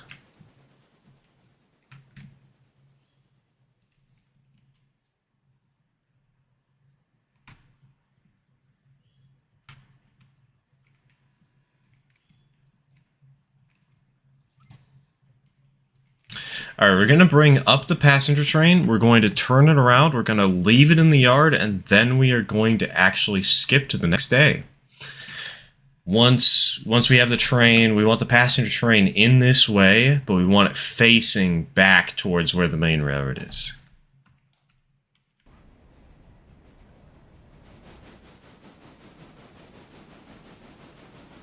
The thing is, I have a very specific idea of the way I want things to happen. This includes strategic cuts in the middle, in the background music, talking about things in a certain order, all to maximize the comedic effect. I get that.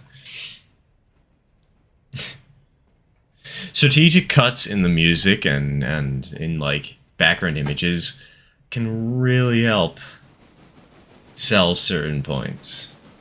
And at a certain point, you actually get really good at, figuring out exactly when you should do that and exactly how to spot it, you know, how to get it down to the frame that you want it to end at. Or at least within a ballpark area, you know. Practice makes perfect. And I guess that's another reason to do 4 videos at once, is because then you'll have some practice with each one.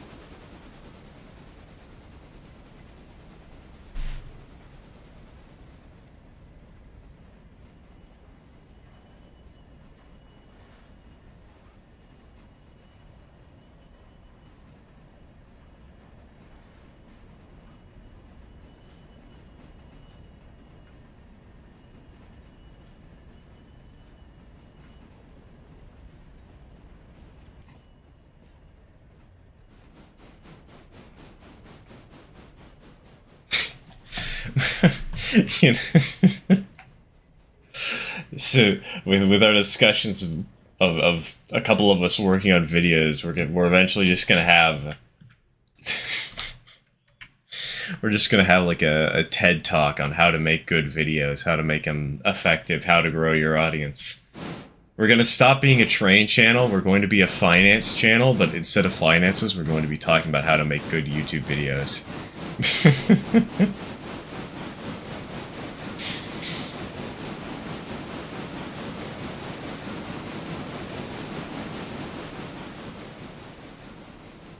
Also, why is the Silva interchange so laggy? There's not that many cars here. How is this lagging my game out?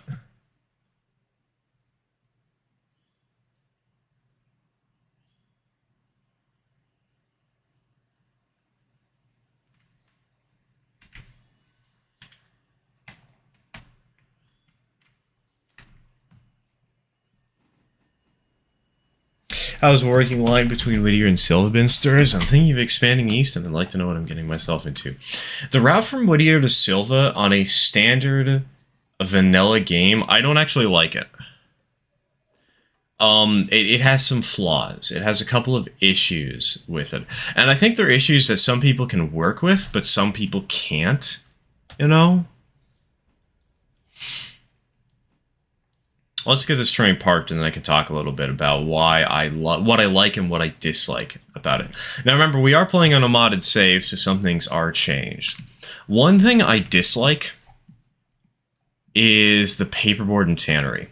Like, it's a fun switching area, but some of these tracks feel extremely redundant. Some of these tracks feel extremely pointless. And the fact that there's no immediate crossover over here to access these three tracks makes it feel very disconnected and kind of fumbled and annoying, to be honest. Annoying. There's no Y here at Silva in the base game, which I actually kind of like. It adds an interesting challenge where instead of having Silva be your major terminus, Dillsborough is your major terminus. And Dillsborough is a little bit down the line, right?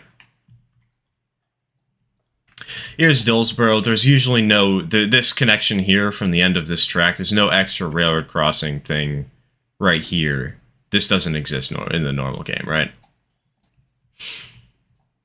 So there's usually a big yard over here. There's about 3 to 5 tracks.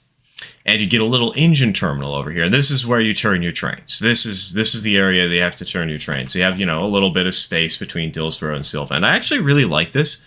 It changes up the way that you play, but I also recognize that some people get very annoyed by this. I mean, there's a reason that I have a Y here at the Silva interchange using my mods, right?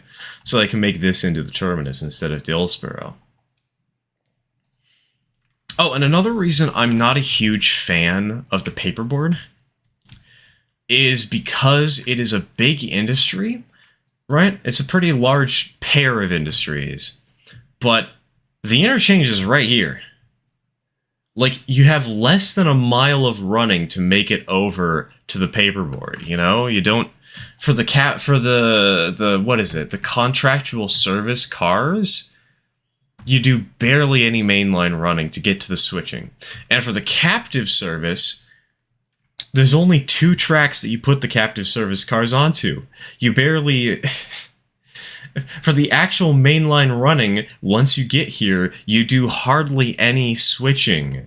And so I'm not a huge fan of the paperboard and tannery. I don't really like this industry just due to the way that it's currently set up. Aside from that, though, the rest of the route is it's relatively flat and straight. And I kind of like that. You have a couple of industries on the side, like Silva Coal and Lumber Company. You have, for instance, the Dillsborough Industries that we showed off a little bit ago, where there's a small heating oil place or a fuel location, and there's a freight house. These are modded buildings, by the way. We do have mods, obviously. And then there's the Locust Pin Company. But for the rest of the route, there's only 2 other industries. They're both here in Wilmot. One of them is a house track, and the other is Slay Mika and Schist. And so if you like long mainline runs, I feel like this is an excellent addition of the railroad because, you know, you go from milepost 56 all the way to 45. The extension is about a total, to Dillsboro, it's about 8 miles, and all the way to Silva, it's about 11. And so you get a lot of mainline running, you know? And you get a little bit of industries along the way for the locals, too. So it really depends on what you're looking for, with how you're trying to make your game fun, you know? What you want to do.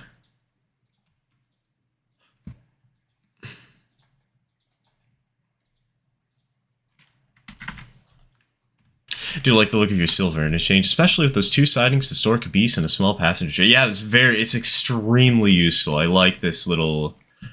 This wasn't intended to be for passenger service, though. Actually, this little quote unquote siding.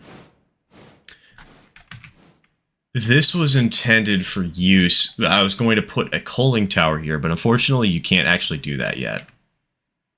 You can't add coaling towers, water towers, diesel towers yet. You just kind of have to suffer through it, you know?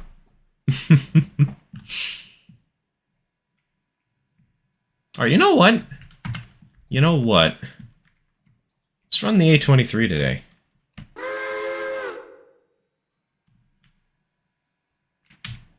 Drop a save, and let us skip to the next morning, eh?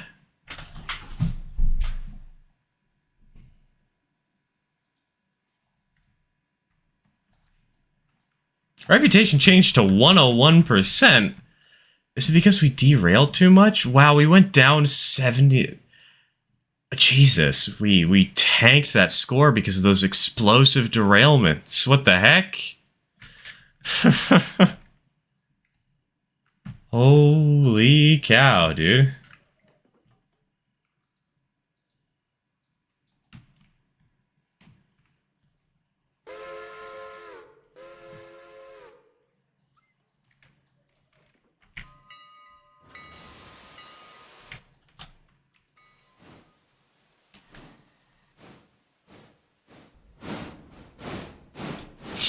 You know, I haven't CP2816. I haven't actually seen the Minecraft movie trailer yet. Gonna be honest, I haven't watched it at all. All right, chat. What do we feel like doing today?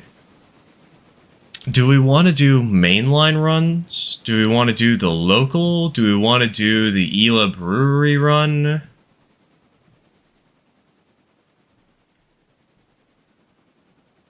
Do we want to go to one of the... Do we want to go to Upper Cowie? What are we feeling like, chat?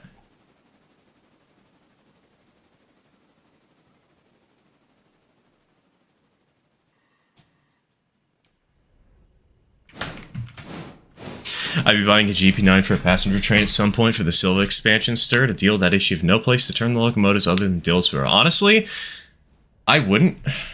I would just take the L and turn your engines at Dillsboro.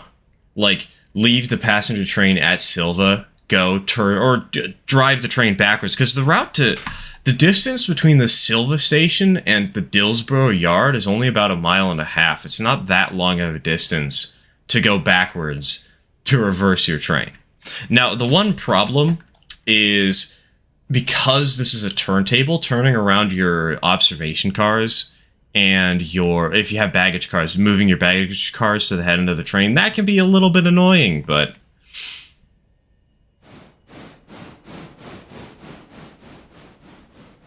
And you can get a Y mod for Silva. Yes, you can. I mean, for instance, we have a Y mod right here. I built a mod specifically to add... Well, it adds the entire interchange here, not just the Y, but... I say brewery for money. Let's go to Upper Cowie, the Big Moo. Okay, actually, you know what? Let's vote. Let's vote. Hello, I would like to start a poll.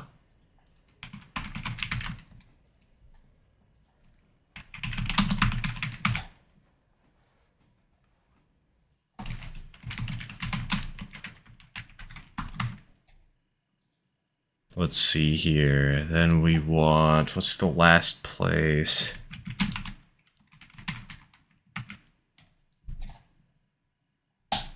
There we go. Bam.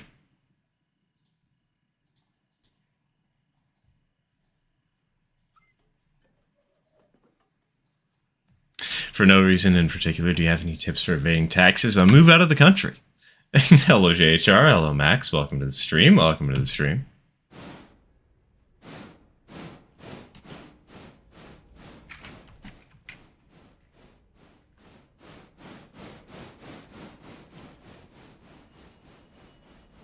I use the Alina's Y myself long enough to turn a whole passenger train. Isn't the one Y mod like extremely stupid with its placement though, like visually speaking, where it goes across the river and around this whole area? I'm not a huge fan of that, to be frank.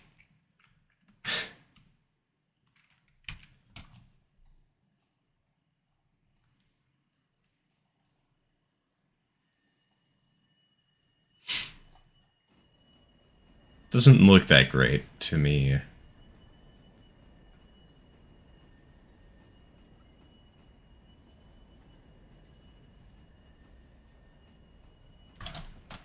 Ha!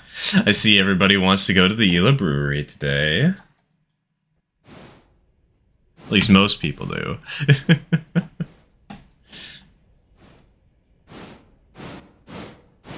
Sure, it's cursed, but it saves time in railroading. Time is money! That is true. But personally, I'm not a huge fan of precision scheduled railroading in this game, you know? I'm a fan of actually feeling like I'm running a railroad rather than running a game.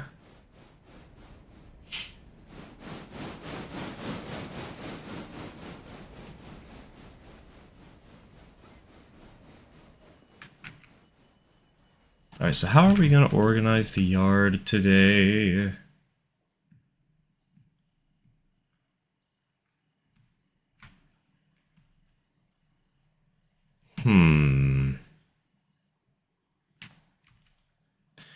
I think I'm going to have to shove the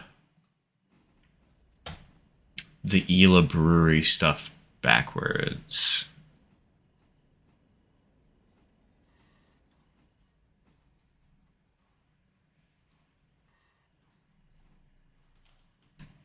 See, everyone wants to pull a CBs and raid a brewery today. Well, of course, who doesn't want to raid a brewery, TK? We all want the beer, right?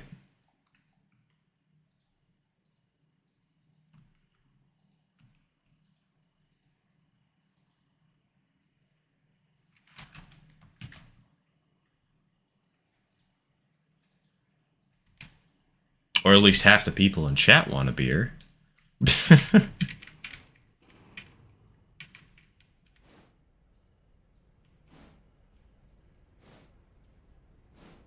For legal purposes, I cannot say yes to that. For legal purposes, this is supposedly a joke.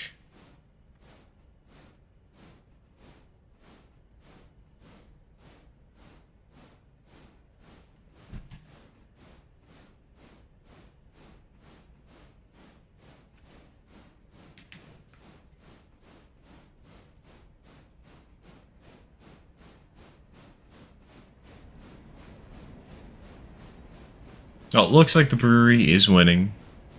So, I guess we are going to focus on the brewery. Though it is kind of funny, if we're working towards money on this railroad, it would actually be better to do the gypsum runs, not just because they're close, but also because there's more cargo to actually, deliver. Also, how many... We got 64 cars today. Okay, that's good. That's a good amount. I think that's reasonable and fair.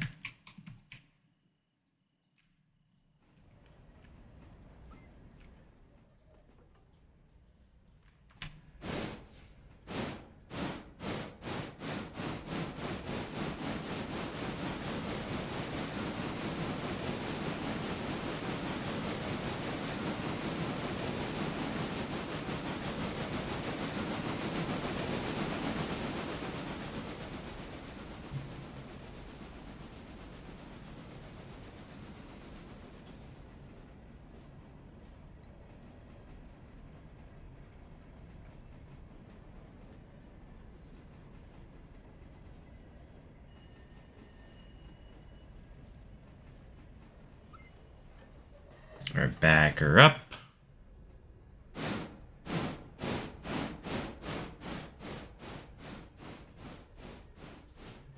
Back her around the whole yard. Time to learn how to do text formatting. Good luck. It's not that hard. I think somebody in the Railroad or Discord has a link that actually shows you how to do it. It's kind of like how in Discord, in order to get, like, certain types of text, in order to get, like, italics, you have to add an asterisk before and after, you know? It's the basic way to explain it.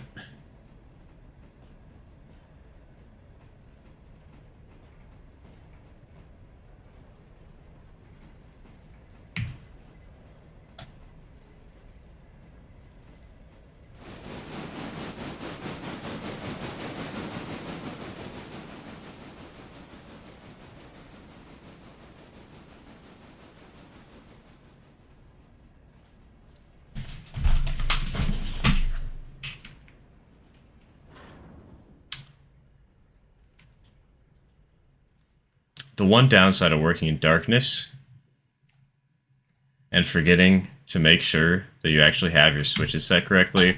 The one upside of playing single player, because nobody's online right now.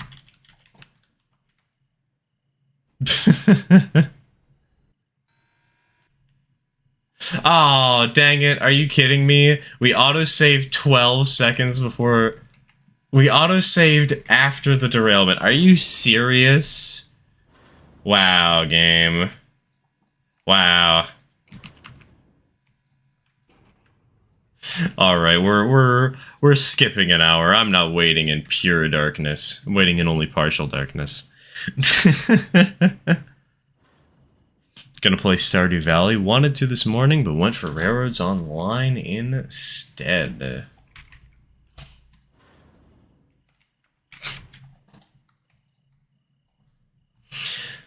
Stardew Online. Railroad Valley. Love how I saw that coming from a mile away, but it's not like I could scream, "Look out! Look, man, my eyes are bad!"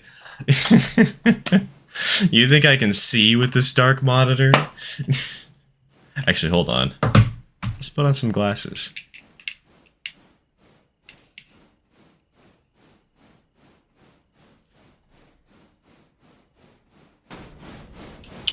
That doesn't actually help. Maybe I need to adjust the contrast of my monitor real quick.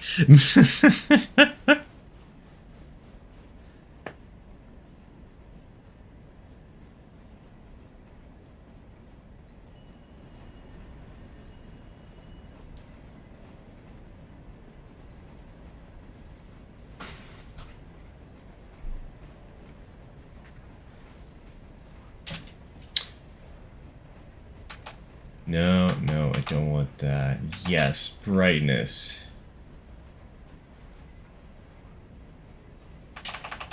Why is this taking forever to turn up? There we go. 50 brightness. I can see things clearly.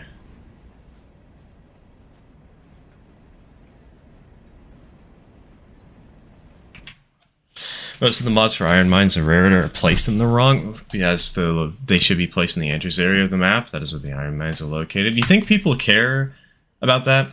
Well, like, okay, I don't want to say that in like an offensive way, but like, the fact is, it's a game, you know?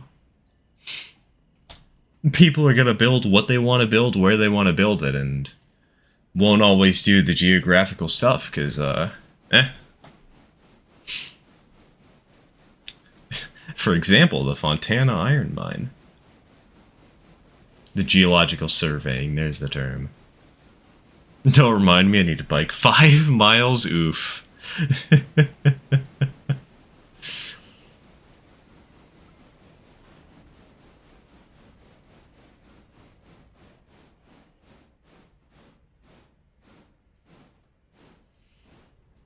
I should probably actually get my prescription updated. You're reminding me that by me reminding you, you're reminding me.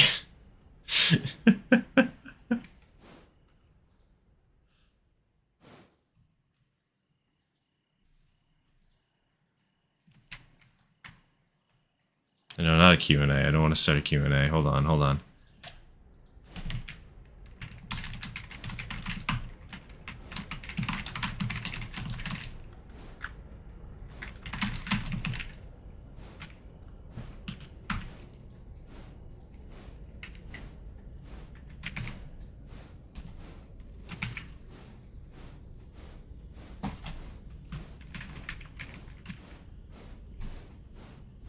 There we go. Another poll for you, chat.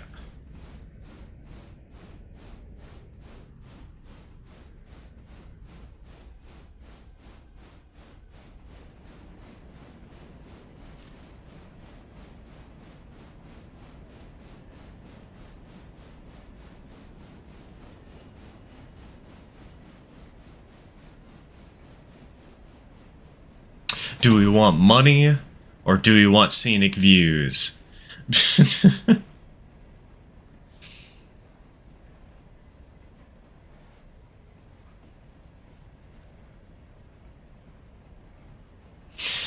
Bought Raritor for a friend and he willingly played for 5 hours, making me money. Lucky. I wish I had friends like that. I propose that we drink all the beer instead of hauling it to the interchange, but that will make us money. That'll kill our money. That would be so sad.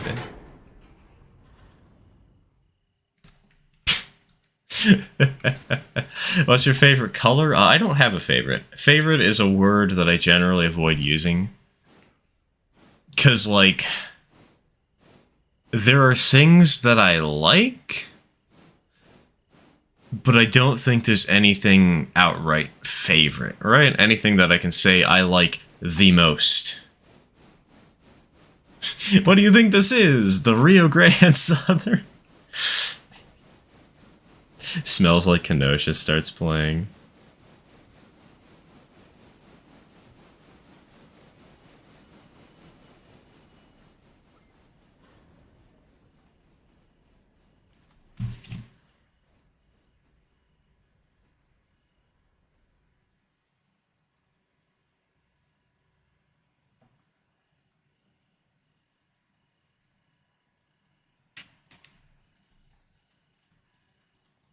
Well, it looks like the answer to the AI question has been very quickly considered.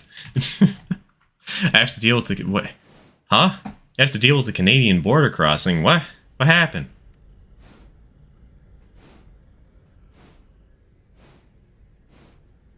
Package chicanery? Trying to cross the border? What?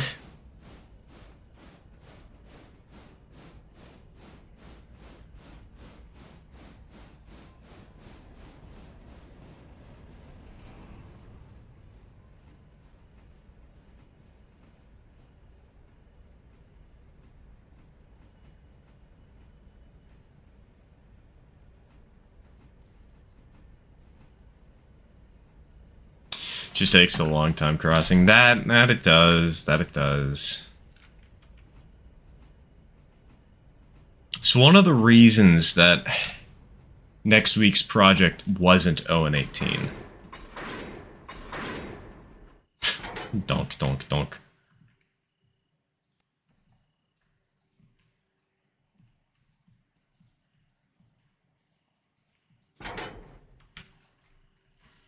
Alright, engine is mostly loaded. Let's go ahead, set this to AI road. Let's set this to 20 miles an hour so we're saving money. And let's send her on her merry way. And for today, let's pull out 121 Orchid. We'll put Aster in the other shed stall real quick. Have you seen the 4449? Of course I have. I live in... Bro, she's down on the riverside. I live in Portland. What do you expect? You think I haven't seen the engine that's in the town that I've grown up in my whole life? Yeah, I've seen the 4449.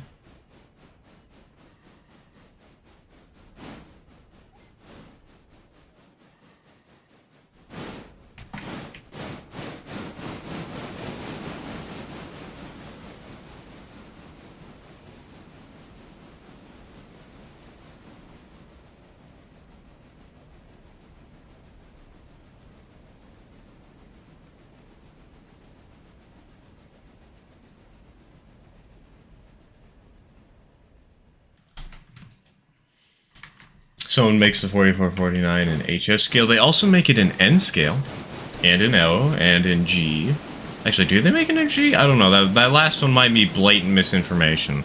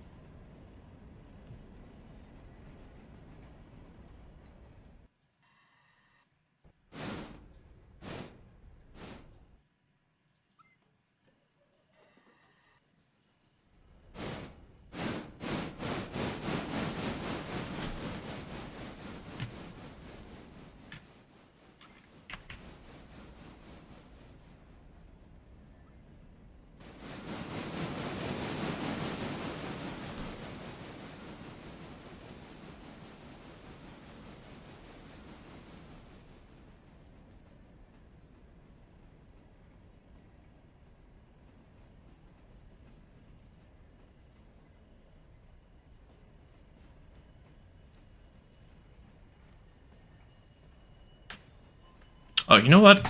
I should start one last poll real quick.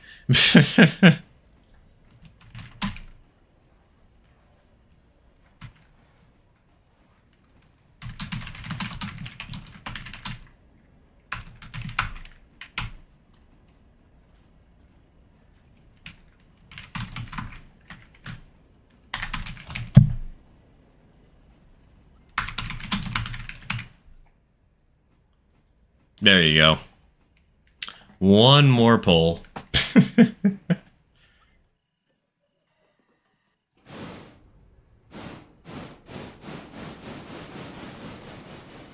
Have you seen the big boy? Nope. I've seen 3986. I've seen the Challenger, but I haven't seen the big boy.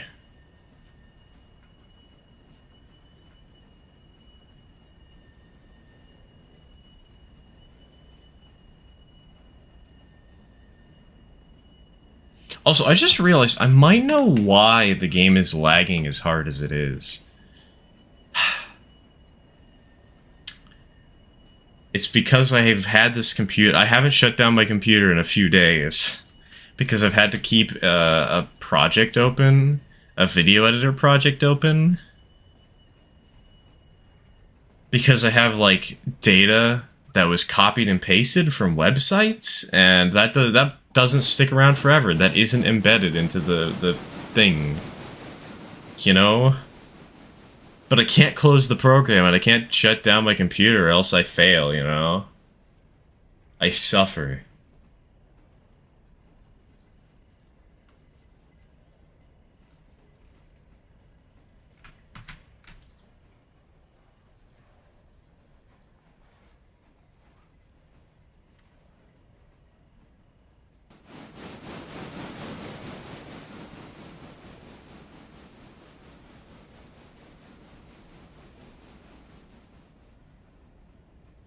Got to see 4014 on my 14th birthday on August 14th. Hey, lucky. Good old golden birthday. Meanwhile, we were here streaming ON30 stuff. Just hanging out, chilling, painting, running drains. Alright, I'll give the poll a couple of minutes. I know I'm ready to go, but I'll give it a moment. I'll give it a moment.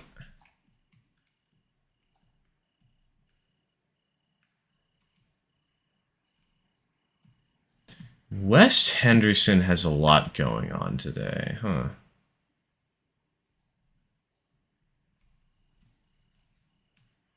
East Henderson also has a lot going on today.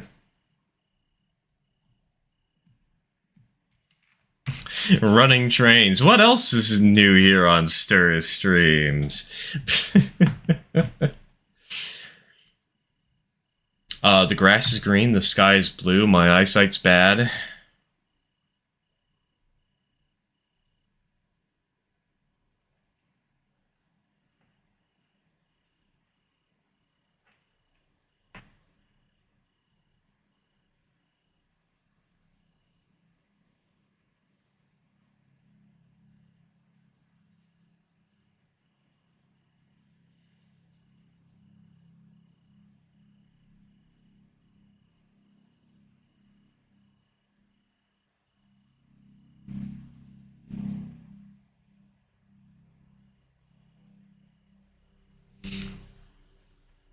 Just gonna sit here patiently.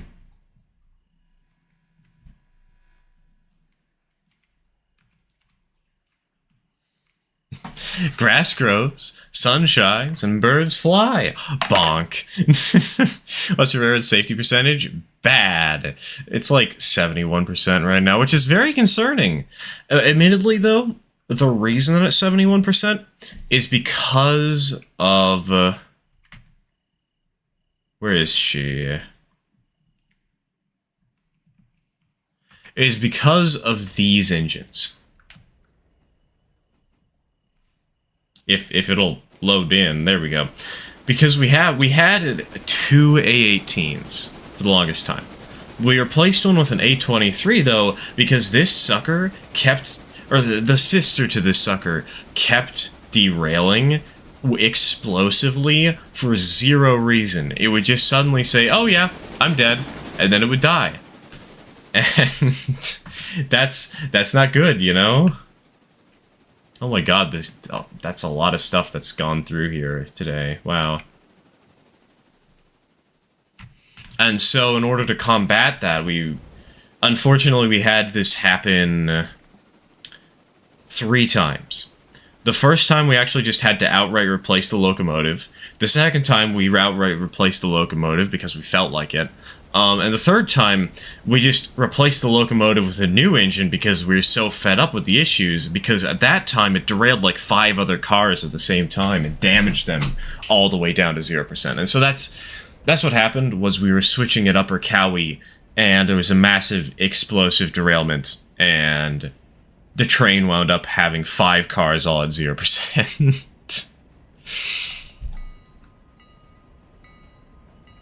How's the 440 compared to the T21? I've never used it. I've never used the T21 too, so I can't comment.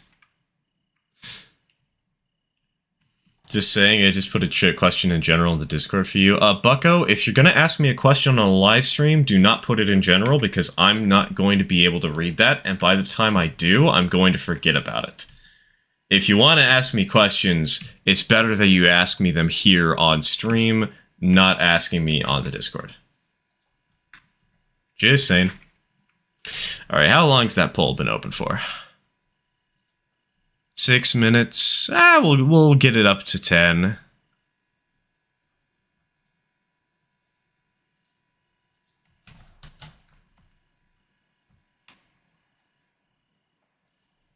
Oh god. Now my little PNG tuber's lagging too. Lord save us all.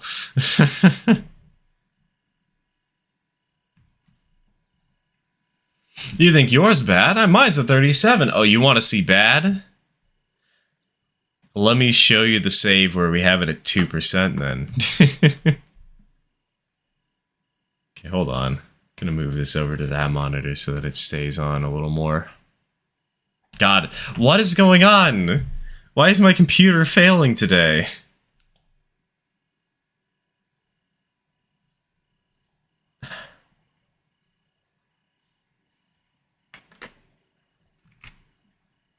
Okay, give me a minute. I have to close down something real quick. Hold on.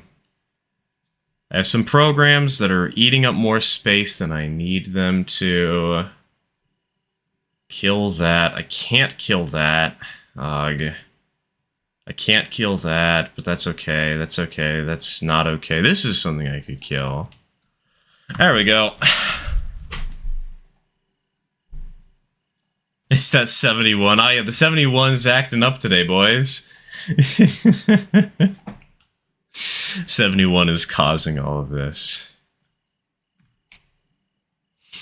Thinking of making my own rarity videos and streams just like you do, and I was wondering if you have any tips or ideas for me to use. Not really. My biggest tip, if you're going to make videos, do not scuff them. Do not try and half-ass. Go the full 10 miles, don't go 5 and say that's good enough. Spend some time actually learning how to use Video Editor to make your videos pop. Maybe make some shorter videos as practice before you get into longer ones, and learn some techniques. But if you want to have a lasting presence as a content creator, you need to make sure that your videos have a lasting impact and actually are something that people that are appealing, that are set apart from the norm, especially the norm of people who are lazy and don't want to actually make videos like I was a month ago. Or I shouldn't say don't want to make videos, but don't want to put in the effort for the videos, you know? It's the biggest tip I can give. Learn video editors. Stir, we know about your 7,842 instances of Cookie Clicker and 1 Google Chrome tab. Leg dig, I don't use Google Chrome. I use Microsoft Edge.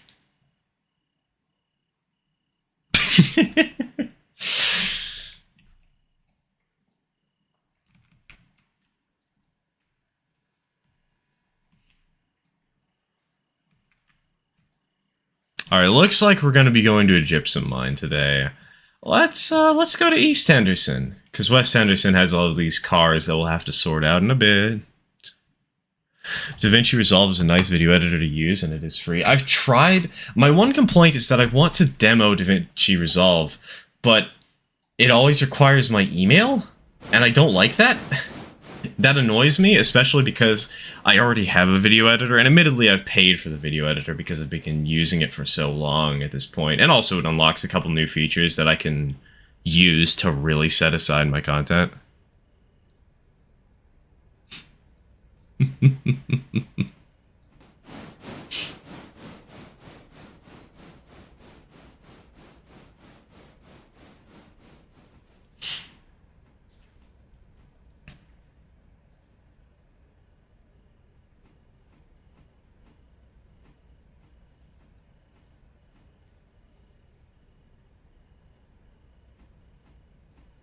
I have never had to put in my email for DaVinci Resolve. Interesting, because every time I tried to download it, it said that I basically had to.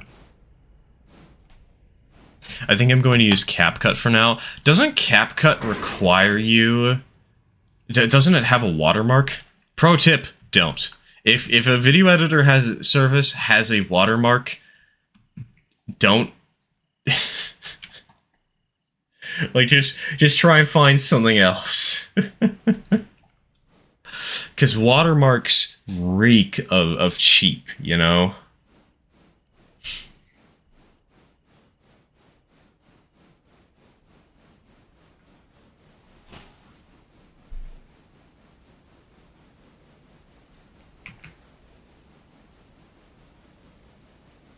It's one of the reasons that I've been using VSDC for as long as I have. Because I know it doesn't have any watermarkings, even on the free version. OBS is good, but I'm not thinking video recording. I'm thinking video editing. I've had CapCut for a year, and the only watermark is the logo that pops up at the end of the video. Hey, okay, that's not so bad. That's not so bad. Yeah, just make sure you delete it. Go the Giga Chad route and badly cover up the watermark with your logo. I use OBS for recording. I use OBS for streaming. It's what I'm using right now. OBS is just some of the best, like, you know, software out there. It's free. It's not necessarily the easiest to use if you want to do complicated things, but it's easy to use if you just want something simple. And if you do want complicated stuff, even if it's not the easiest to figure out how to do it, it's almost always possible.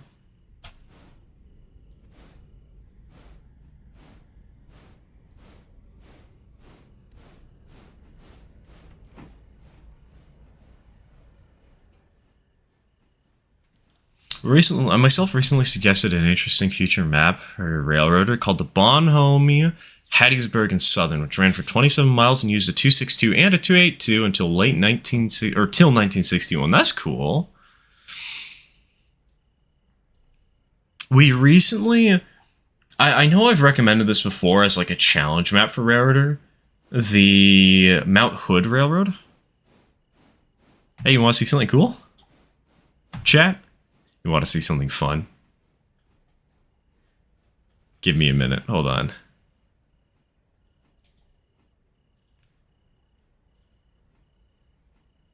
The Mount Hood Railroad, right?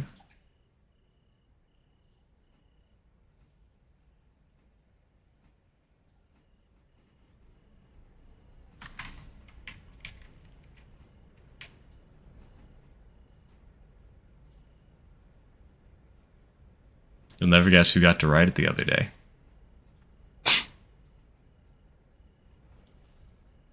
I'll probably be getting a video out for this like next month because like I have so many other videos I have to work on and focus on, but hey, gotta ride a train.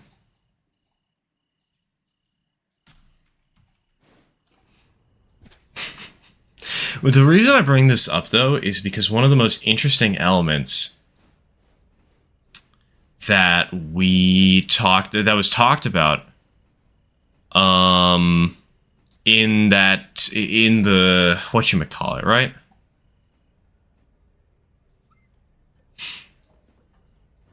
The things that they were talking about in our little tour, in our little run through the railroad. One of the interesting facts that they said was, oh, this is one of the last places where they do a special operation. And I was riding with another rail fan, you know, an online friend of mine, and we both just kind of looked at each other with the, we know this is BS line, because it was obvious they were going to talk about the switchback, right? And it's like, well, like, there's other railroads that do that still. There's like the Cass Scenic Railroad. Come on, get new content. But we actually did learn something. It's the only revenue service freight railroad that still does a switchback of this nature. I know there's some railroads that still do switchbacks. You know, there's obviously switching railroads, and there's obviously some lines like CSX still does some switchbacks, but it's not because the track ends. It's just because of how the track is laid out in that area and where they've decided to have the certain trains originate, right? Apparently the Mount Hood is potentially the last remaining railroad that still does actual factual switchbacks on a grade to gain height. You've got the chorus that, ooh, chorus still does gravity trains? Ooh. That's fun.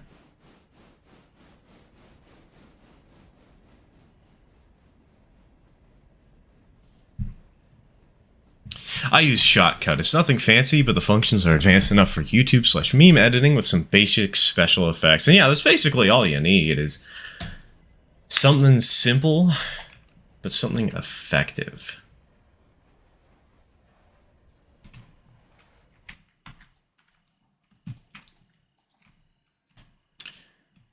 Speaking of simple and effective, we got to turn this passenger train around.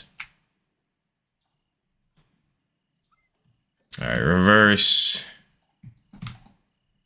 Send her back. Make sure the brewery train actually stops at the brewery. Where is the brewery service? Oh, dang, that thing is... Holy cow, going only 20 miles an hour made that thing slow. Ah, damn.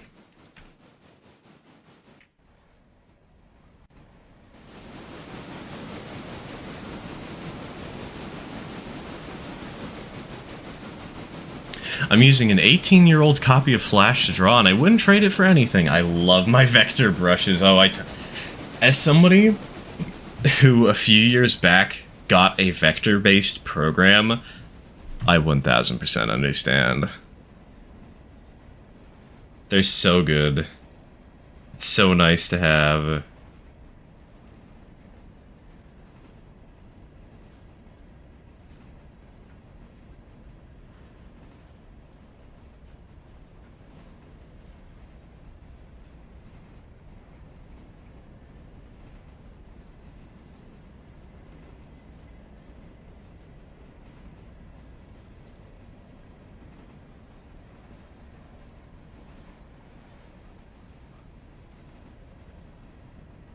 Infinite resolution, exactly. It's also really nice for like adjusting where something is on the screen, you know. I've been using it a lot for like, actually, you know what? Let's look at one of those. Why not? Allow me to demonstrate. Allow me to showcase some of the stuff. I know it's very simple, but like, allow me to demonstrate.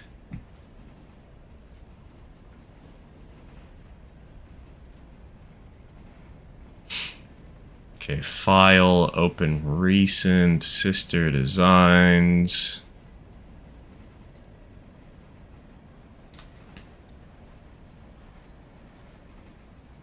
It makes adjusting like certain areas just so much nicer. I wish I was smart enough to actually draw using these things, but that's okay. I can still do some fun things here and there. Oh, is it not showing up? Is it not available? Do I have to take screenshots and open the photos instead?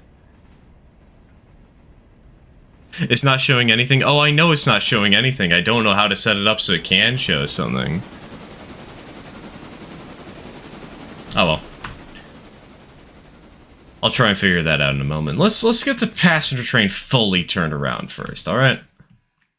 Then I'll figure out how the heck I can even show you guys what I want to share.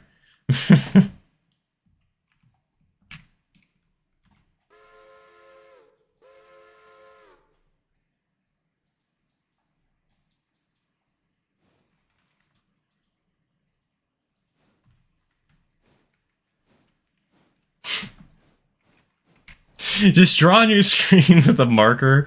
Oh yeah, hold on, where's my Sharpie at? 1 second.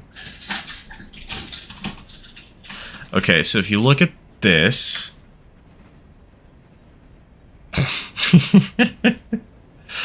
I was hoping that my eraser would make more of a noise, but nah. Oh well, oh well. Okay, how... I'm not supposed to do this by turning down my microphone by accidentally clicking on the wrong portion of my screen, that's for sure. Oh. Okay.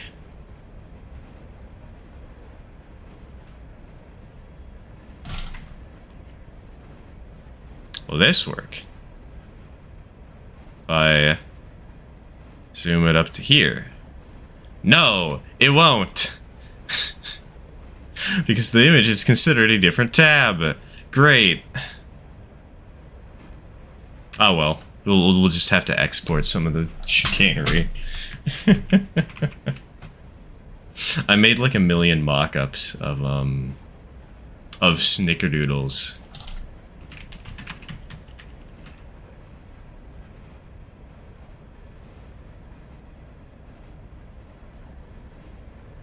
But I did export the image and send them somewhere.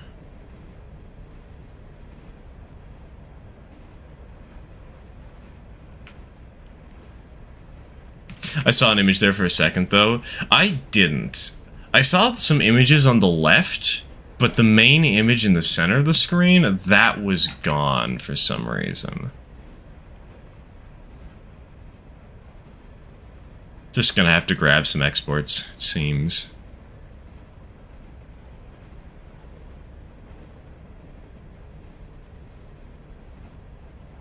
Come on, where are they at? There's the Christmas one. This is gonna take me a minute. It was there for us? In the middle of the screen? Really? Because if I don't see it in the OBS preview, I would expect that it wouldn't show up.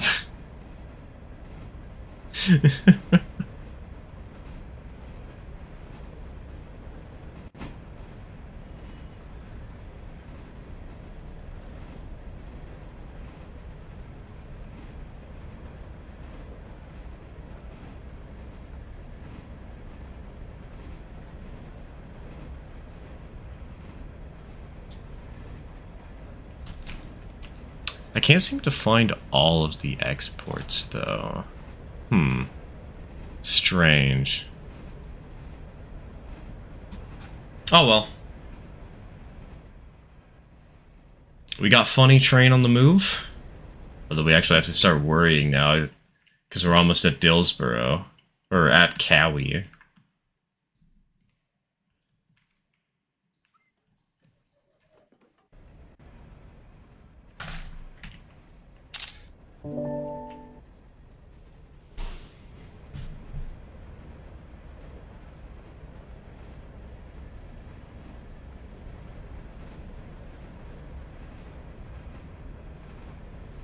Where is it?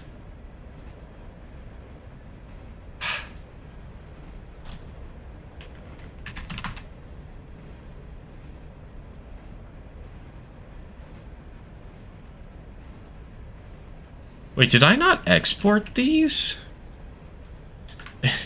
Is there just no screenshots of these suckers? Of these just particular paint jobs? I guess I'm dead today, boys. I love when freight engines go fast. It's only going 30, but it looks and sounds like 200. I know, right? I know we're not cruising at the highest speed known to man, but it's satisfying. It's perfect. It's exactly what I wanted. It's a train.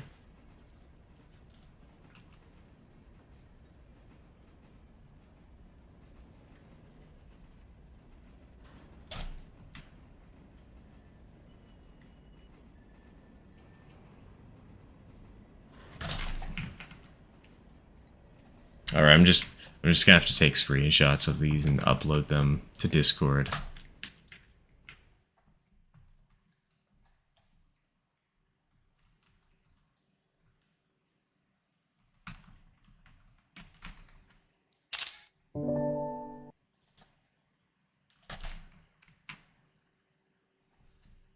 I think I've shown these on a live stream before, though. I feel like I've shown these off.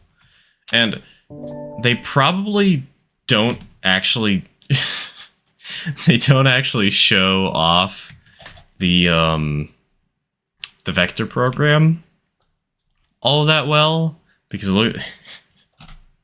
But trust me, having a vector program made making these mock-ups a million times easier. I swear. I swear on me mum.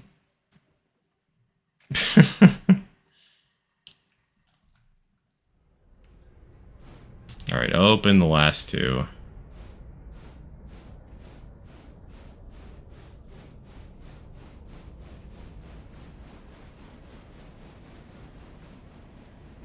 And now, I can just open this. There you guys go. It took me half an hour to figure this all out, but we did it, right? Just to showcase a couple of random photos that I made using some program that has vector tools. And it's literally all just snickerdoodle prototypes.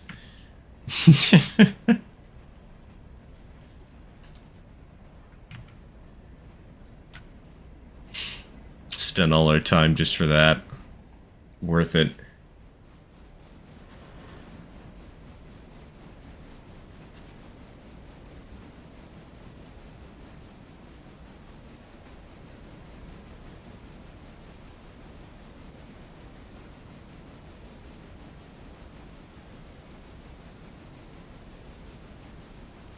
Small blue choo-choo.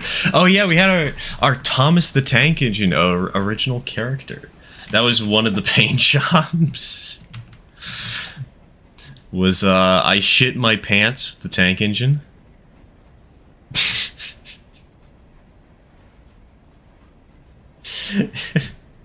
New OC, do not steal. Okay, so we're in East Henderson, not in West. Roger.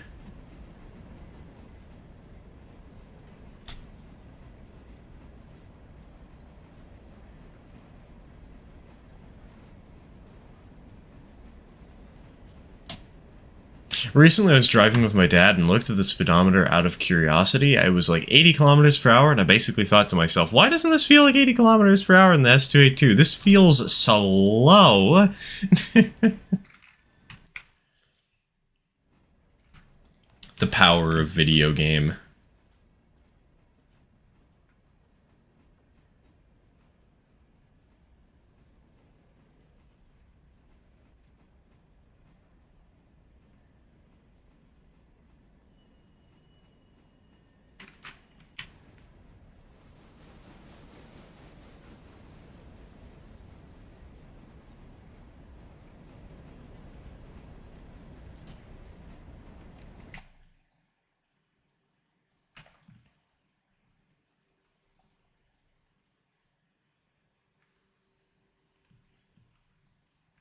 God, we do not have enough passenger spots on the train here to fill up.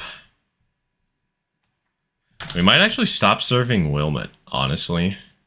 Wilmot just doesn't have enough passengers going to it most of the time to make it be worth running to. Yeah, screw Wilmot. Wilmot's dead. We're not running to Wilmot anymore.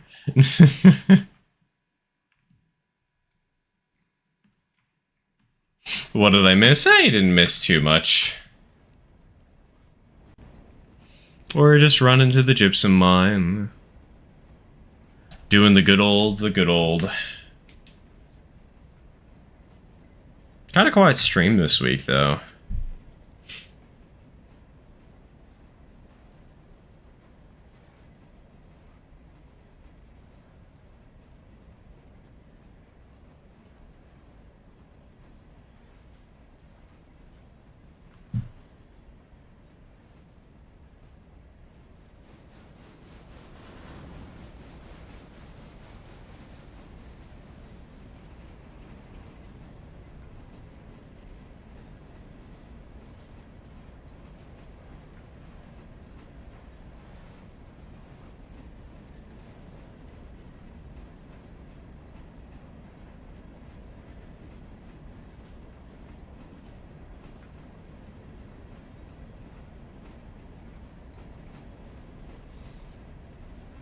That reminds me, I need to get a passenger train running between Andrews and Silva across the Y for total network coverage.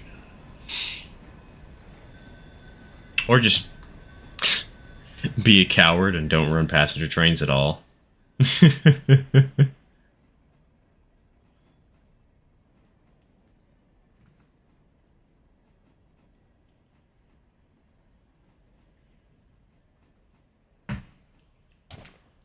I played with the S282 rearranged mod, and the faster wheel arrangements do translate to less excitement. Yeah, one of the things is, like, doing something normal with something powerful is less interesting than doing something abnormal with something weak, right?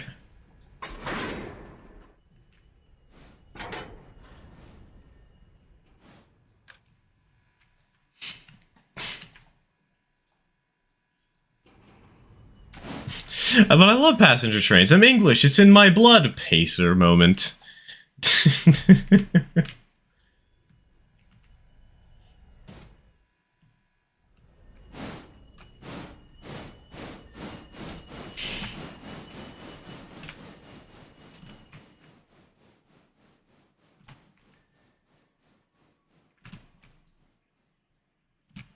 You know, I didn't actually check the oil on the Ela Brewery train. I hope that's okay.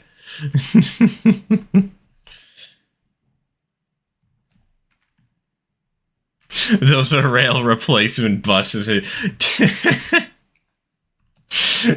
you know it. On some done editing, I'll need to make a thumbnail completely from scratch using Illustrator, just like the first video of the Railway Empire series.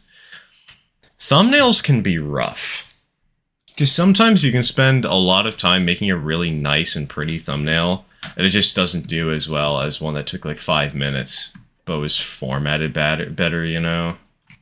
It's a pain.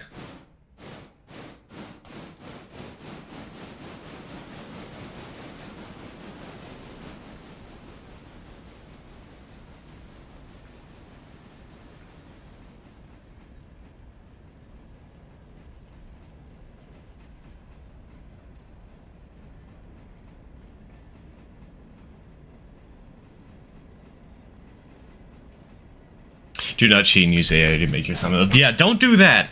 Do not cheat and use AI to make your thumbnail.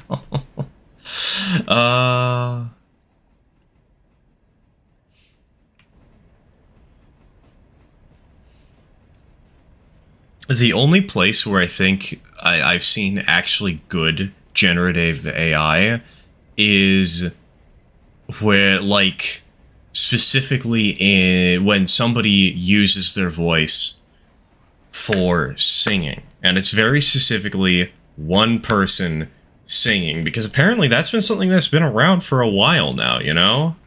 But, like, everything else? What are you doing? Why are you doing it? What scum of the earth are you?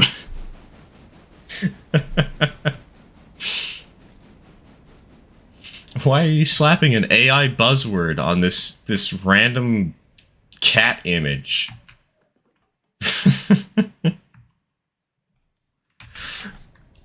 Genuinely pisses me off when people do that, especially on gaming videos. Just press F12. Exactly! And, like, you think we're not going to notice? Because one of the rules of thumbs...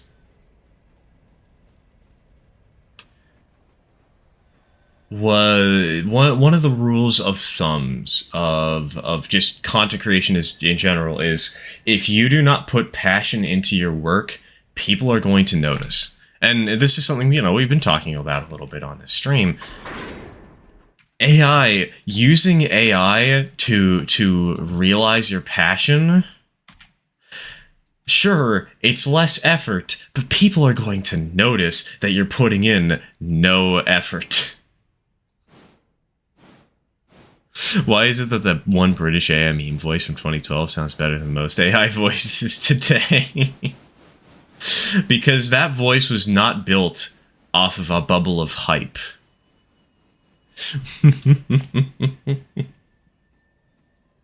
That was built off of an actual attempt to make something out of this, you know, rather than to just try and play off of the hype and get money and get paid, right? Digging that structure for the mine. Yeah, it's really nice. I think that's from CLB's assets. Not to mention it sometimes looks bad. Sometimes looks bad? Dude, I've seen so much AI-generated content that I can, like, 90% of the time, immediately identify whether something is AI-generated or not. There are some false flags, you know, that I have in my brain where I'll say it's AI-generated and it's not, or I'll say it's not AI-generated and it is because I didn't check something strong enough. But there are some very obvious tells, even if as they are improving, to remove some of them, like the hands issues, you know. Can you look at Discord right now? I can in a minute, sure.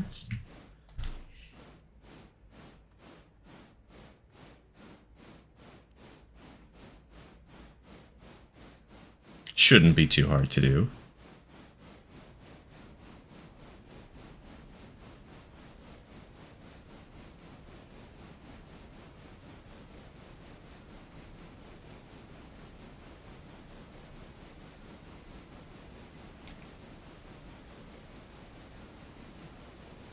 I do hope this gypsum mine is planned for release. It is, but Mudge has not had the time to continue editing it. I might edit some things for him. Because, like, we'll sometimes, you know, cross-reference and give each other ideas and modifications. So I expect that it will be released. I was kind of expecting it to be released last week, but we both haven't really been focused on mods, so... There's an 040 saddle tank being worked on for the game. That's gonna be fun. I'm not sure it'll be a great switcher for the mine, though, just with how... Dude, I know this lower mine it'd be good for, but, this upper mine? This upper mine might be a nightmare, because it's a 1.7%, and, it doesn't stop. It just keeps going up at 1.8 to 1.7%. Like, it stops on this track, I guess, but on the other ones it doesn't, and so... Good luck with I know you're only pushing up empty ore hoppers, but still, you know, good luck. There's a Shay that works in the mine. Isn't the Shay like a really bad mod right now? Like, the model's good, but it's not animated at all.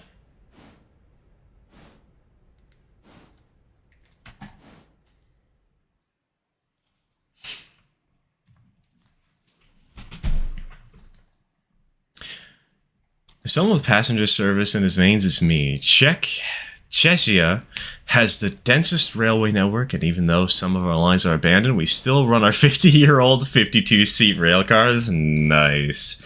The actual state with the densest railway network is the Vatican. Honestly, that could be a really fun railroad to model. Just the passenger station and freight station in the Vatican.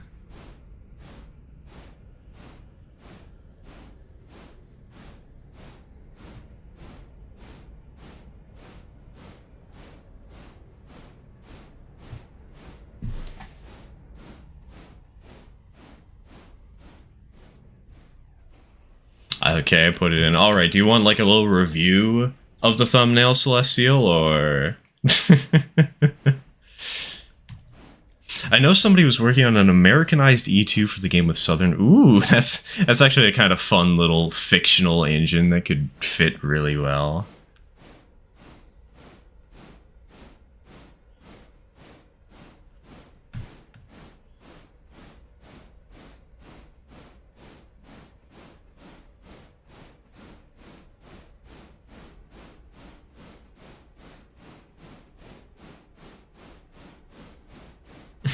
Kinda? Alright, hold on. Let me get the roast up and ready. What do you mean by kinda, though? Kinda? Still only 50% of the way. 50%. Critique. Back? Hello, welcome back, Legdig. Welcome back. Gone since the AI topic.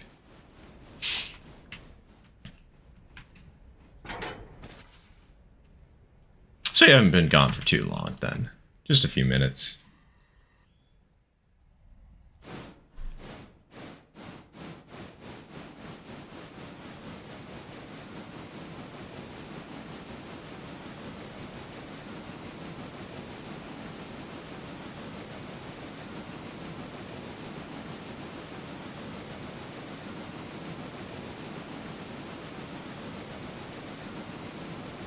No eating chicken, you're making me hungry, man.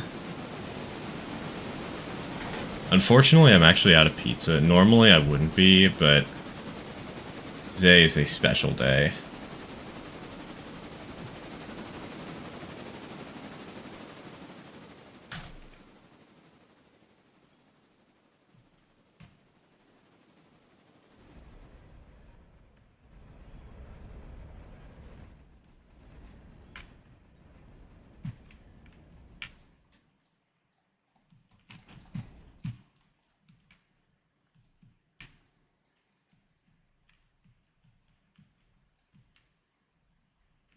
I'm eating brown rice for dinner, and that's it. I usually eat brown rice and chicken. It's been a little weird, though, because we were transitioning from white rice to brown, and the cooking time has been hard to fully adjust to, you know? But we're getting on it. We're working it out. Slowly but surely.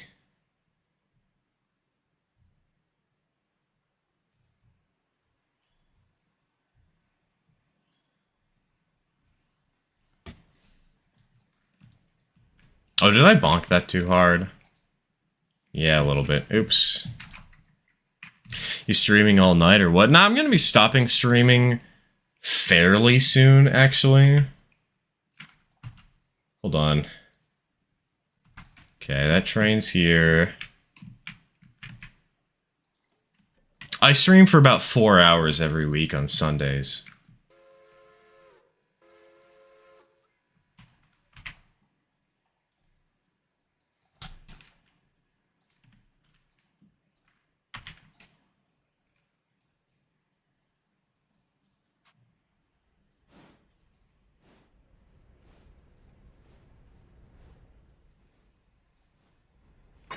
Alright, bonk.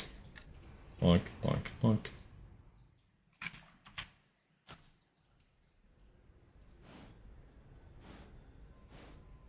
I think I'll probably end stream once I have finished switching out the brewery and the gypsum line.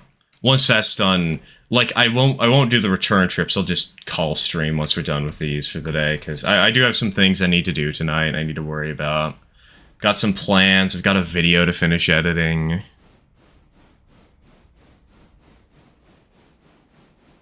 You know what? You know what feels really good, by the way?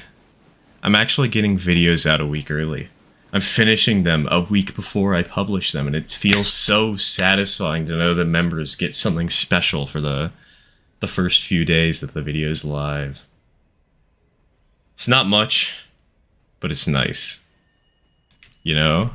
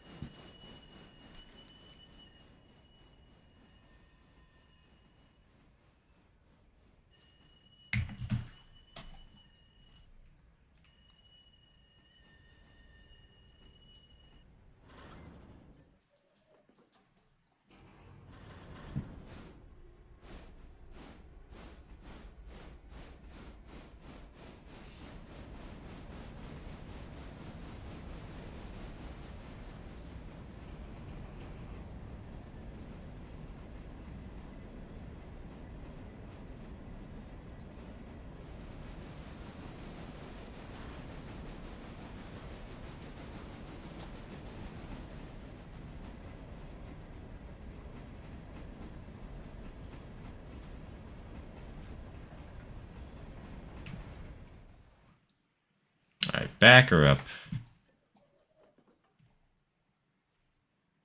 Just finished trying to do the text formatting stuff, and I'm now gonna see if it works. Good luck. Good luck. Hopefully it does. It shouldn't be too hard. You know? But fingers crossed.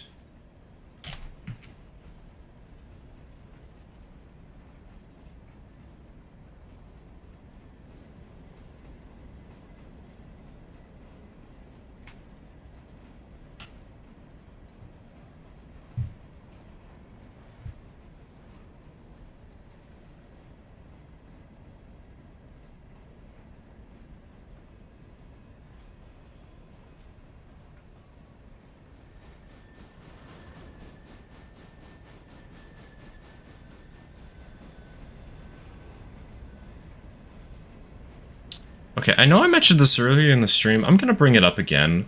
My headphones are at 1% volume right now. They're literally at the lowest percentage of volume that they can be. But I feel like I can hear things better than I could with my old headphones when they were at 10% volume.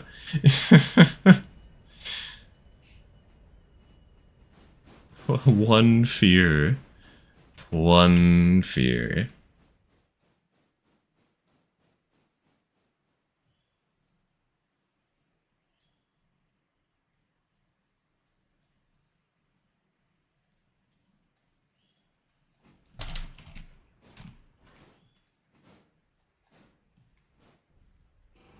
Okay, hit the brakes.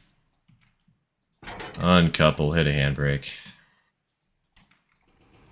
I just full blast my ears. I used to do that, but like, there's something called hearing damage, you know? I do not want to lose my ability to listen to people. That would suck immensely.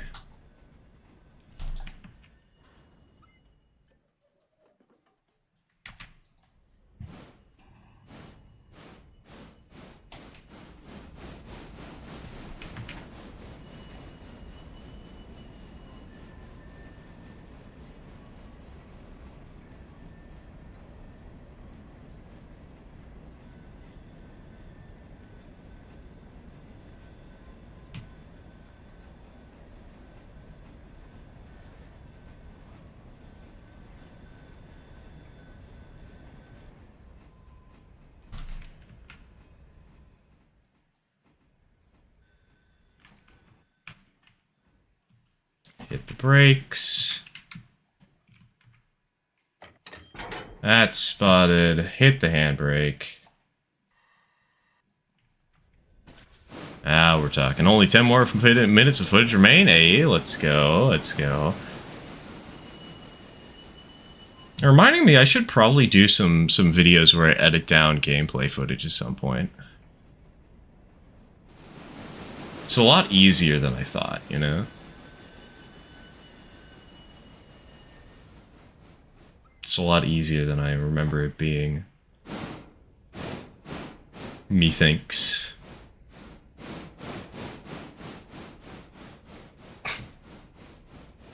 I'm still waiting on the response from Celestial about what he means by kinda.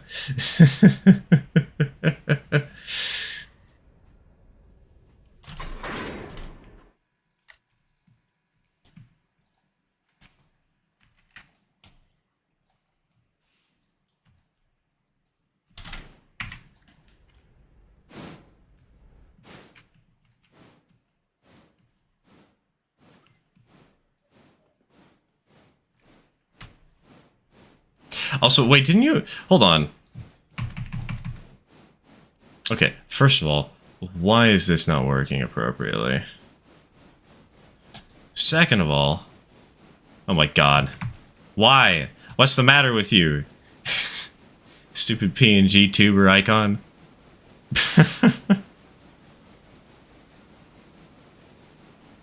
Secondly, didn't you start today with 14 minutes of footage? Are you editing down literally every minute? Yeah. Good luck.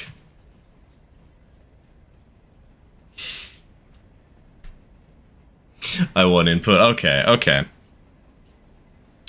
I would say, personally, I don't think it is. I think there are a couple of flaws here that could be worked through. First of all, the text color being the same color as the background partially makes it a little hard to read. And you have to remember that a thumbnail is going to generally be seen by a user at a very small size, like the size of the nail of their thumb, right?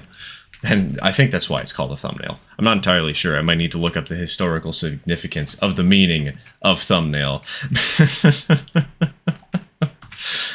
And so because of this, they're only going to be getting a sort of quick glance on it at it to determine whether or not they actually want to view the subject at hand, right? And so problem number 2 is a little bit of oversaturation, I think. There's a little too much going on, and it's all a little bit too small, you know? With the memes in the corner. The memes are good, don't get me wrong. I think it's good to have something recognizable that'll entice the viewer, that they're more likely to, you know, notice, right? So having some of the memes are good, but the size at which the memes are, and the way that they are, their contrast is actually better than the subject of the video itself. And so they kind of eat up a lot of attention of the thumbnail, and there's not much room for the actual main subject, which I assume is the actual locomotives in the image, to breathe. If you want my suggestions, make most elements that you actually keep larger so that they are easier and more to see and more distinct. Add a background that contrasts better, or add outlines to your items. Like for the locomotive itself, you could probably add like a white outline to make that look a little better. And maybe cut down a little bit on the number of memes. Try and find which ones are have a bigger impact, you know? That's what I'd suggest.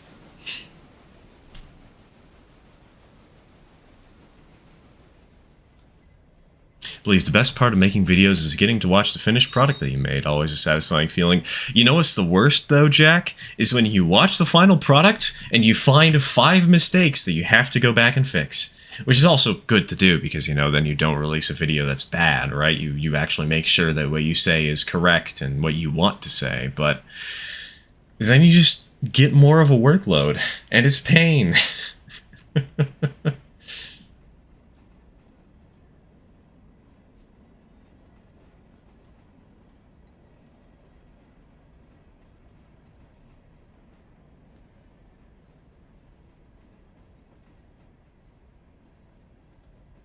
Something about a new day as the sun rises up and the railroad is busy with today's a new workload. I know, right?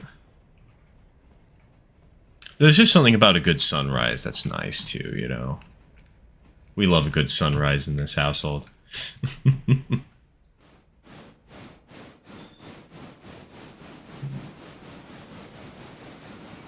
The worst is when you forget to check what the frame rate of the video is until you finish editing. Oh god, no, no. I have not done that in a long time, but you've just activated a sleeper agent of bad memories.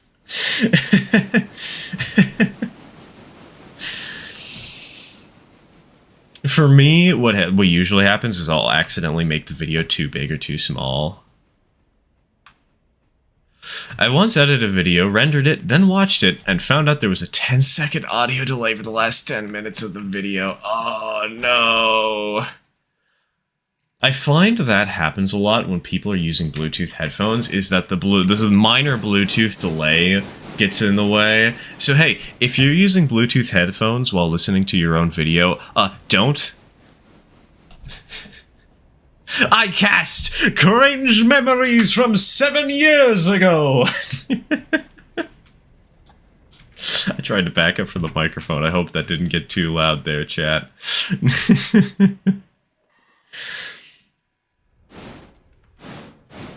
Railroader isn't just a game. It's supposed to be an aesthetic and an experience. Yeah, the experience is called accidentally bonking the cars too hard because you become too complacent. And derailing and losing your safety rating and dropping down to 5%.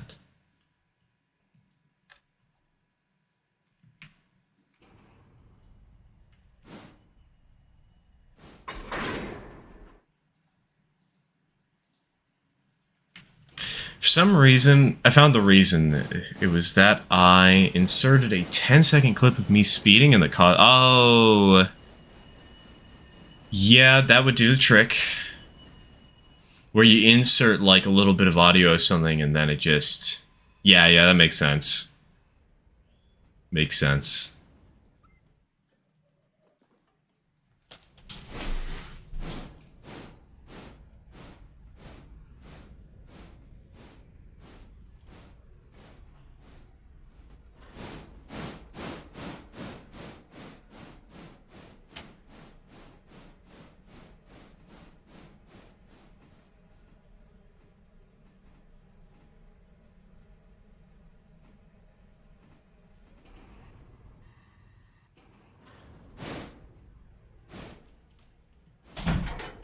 Alright, bonk.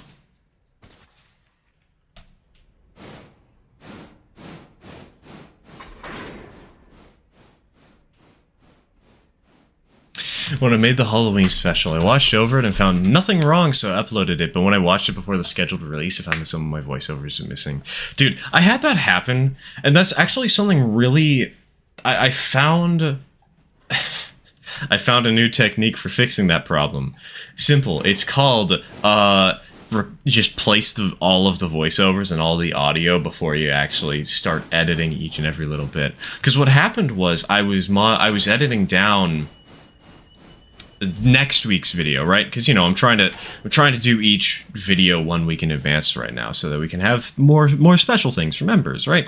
But also just so we have, so that I'm getting more consistent at doing this and being more responsible. And what wound up happening, though, was while I was editing this upcoming, not tomorrow's video, but the next week's video, I got all of my voice clips placed out, right?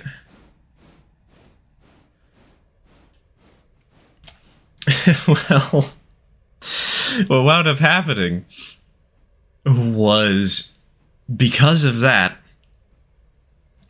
I found that I just completely forgot to add one voice clip, which is really good that I caught it in the early stages of editing, but it meant that I had to go back and edit all of the timings for every clip in the video that I had added at that point. Ugh. That was a headache. Worth it though, you know? End result was better. Hey, okay, kid. Welcome to the stream. Welcome to the stream. How you been? I got a new PC lately. Hey, nice. Get some better frames per second on a game like this.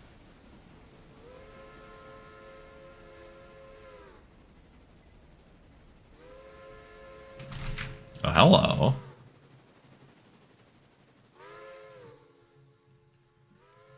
Where is she?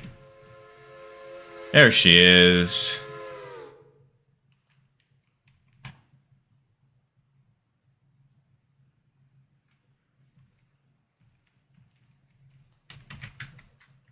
Also, this train went farther than it was supposed to. Oops. We'll just back her up into the brewery real quick.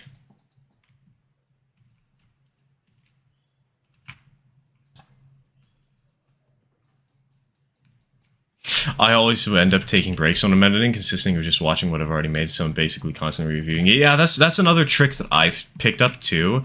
It's a very good one to have, because what winds up happening is you do this, and then you spot your mistakes, or you spot something else that you think will be good to add, and so then you fix it right then and there, and so you get a higher quality product. So that's a really good thing to do, Celestial. That's another good tip to add. What I'll probably just do is make the locomotive bigger and give it a white outline. I would suggest that. I think I would also suggest having one of the memes be a little bit bigger and more important. Maybe tone down the brightness of your background so that it's a little more distinct and a little separated from the rest of the thumbnail, right? And okay, another little tip that I can give, text is a trap. Unless you are adding like a tiny amount of text to your video's thumbnail, like say one sentence at most of 7 words, you're probably adding too much text. Because, you know, you already got your, you've already got the title of your video, right? Try and make the most out of it. Usually people can read about 70 characters of your title, 60 to 70 characters before the title gets too long, right? And you have to start using the thumbnail for something.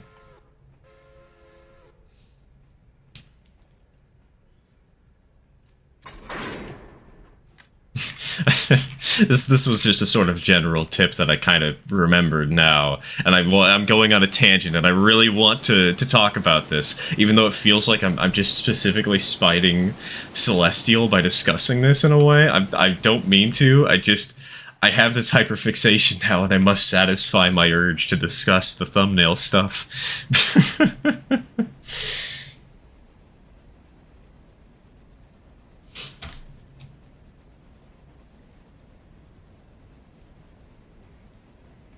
One terabyte of space and 64 gigs of RAM. Hey, nice. I used to have 64 gigs of RAM, but I actually downgraded because I found I wasn't using them. And right now, you want to know how much my computer's using? It's only using about 62% of my 32 gigs of RAM that I have.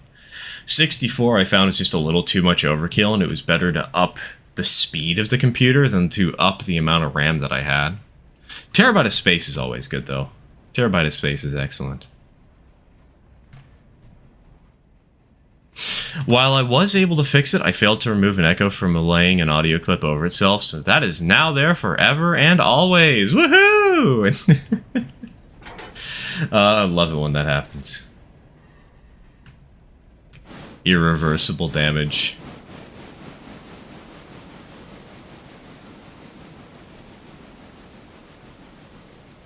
The movie called The Fugitive, 1993 film, was filmed on the Great Smoky Mountain. Isn't that the one where they derailed the train at the end of the movie, and the derailed train is still there to this day? Because Mudge and I, when we were having an off-stream session, because, you know, hey, one of the things that we do for supporters... I feel like I'm talking a lot about supporters, but one of the things we do for supporters is we do have occasional midweek sessions. And Mudge and I, during one of those, actually looked at the terrain for the Great Smoky Mountain Railroad, and we spotted that.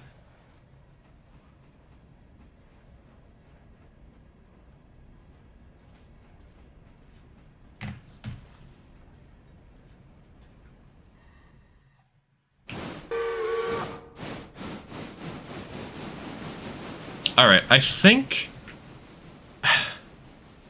I hate to end the stream in the middle of a conversation I'm enjoying. So hey, maybe we can continue some of this discussion over on the Discord in a bit. I do have some stuff I will need to do in a minute. And I'm not ending the stream now, but in a moment now, you know? I think we've hit that time of night. We've hit that region.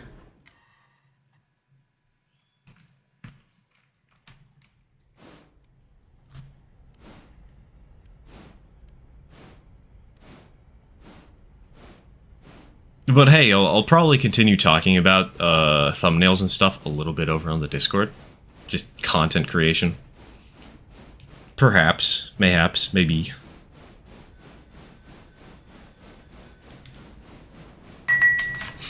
Sleep well, drive carefully, cause as much trouble as you can. Yeah, exactly. Let me drive as carefully as I can with not having a driver's license whatsoever. I'm so good at driving, guys. I'm such a talented poison. Let's get this train over to the main line, then we'll call it there.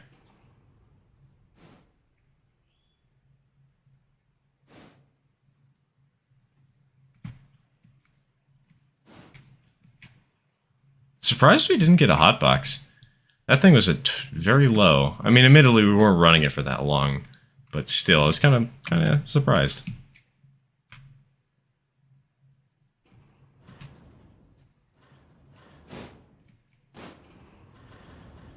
I gave her a good shove, up to 1.7%. Oh yeah, how strong is that 040 that somebody's modding into the game, by the way? Do we know? I just called an engine in my video a purple foamer freak. Foam stars be like.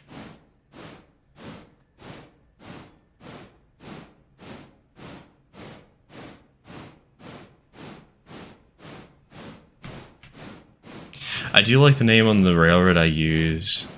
Of the railroad I use on the diesels. Illinois Southern, a ripoff of the Illinois Central. Illinois Outskirts, new railroad. Do not steal.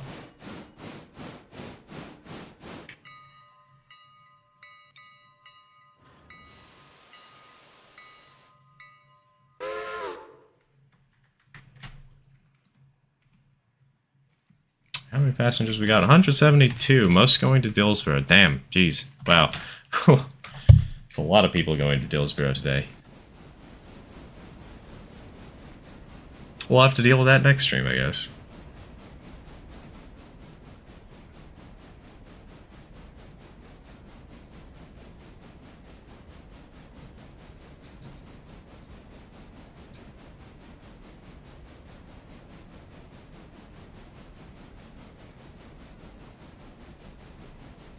The engine has about 23,005. Ooh, that's not bad. That's really good, actually. That's really great. That'll make for a perfect little switcher. But okay, question: how much water and coal capacity does it have? Because that's going to be a little bit of a problem. Hey, OT14, welcome to the stream. Welcome to the stream. And don't worry, we're ending the stream in a minute, so no problem.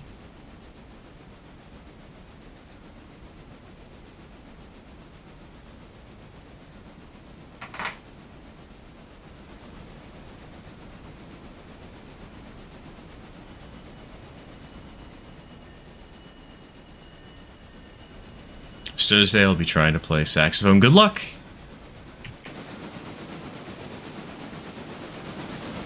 I used to play the clarinet. It was fun, but it was a little tricky, you know? I did not envy the saxophone players. There's a couple of good photos before we end the stream.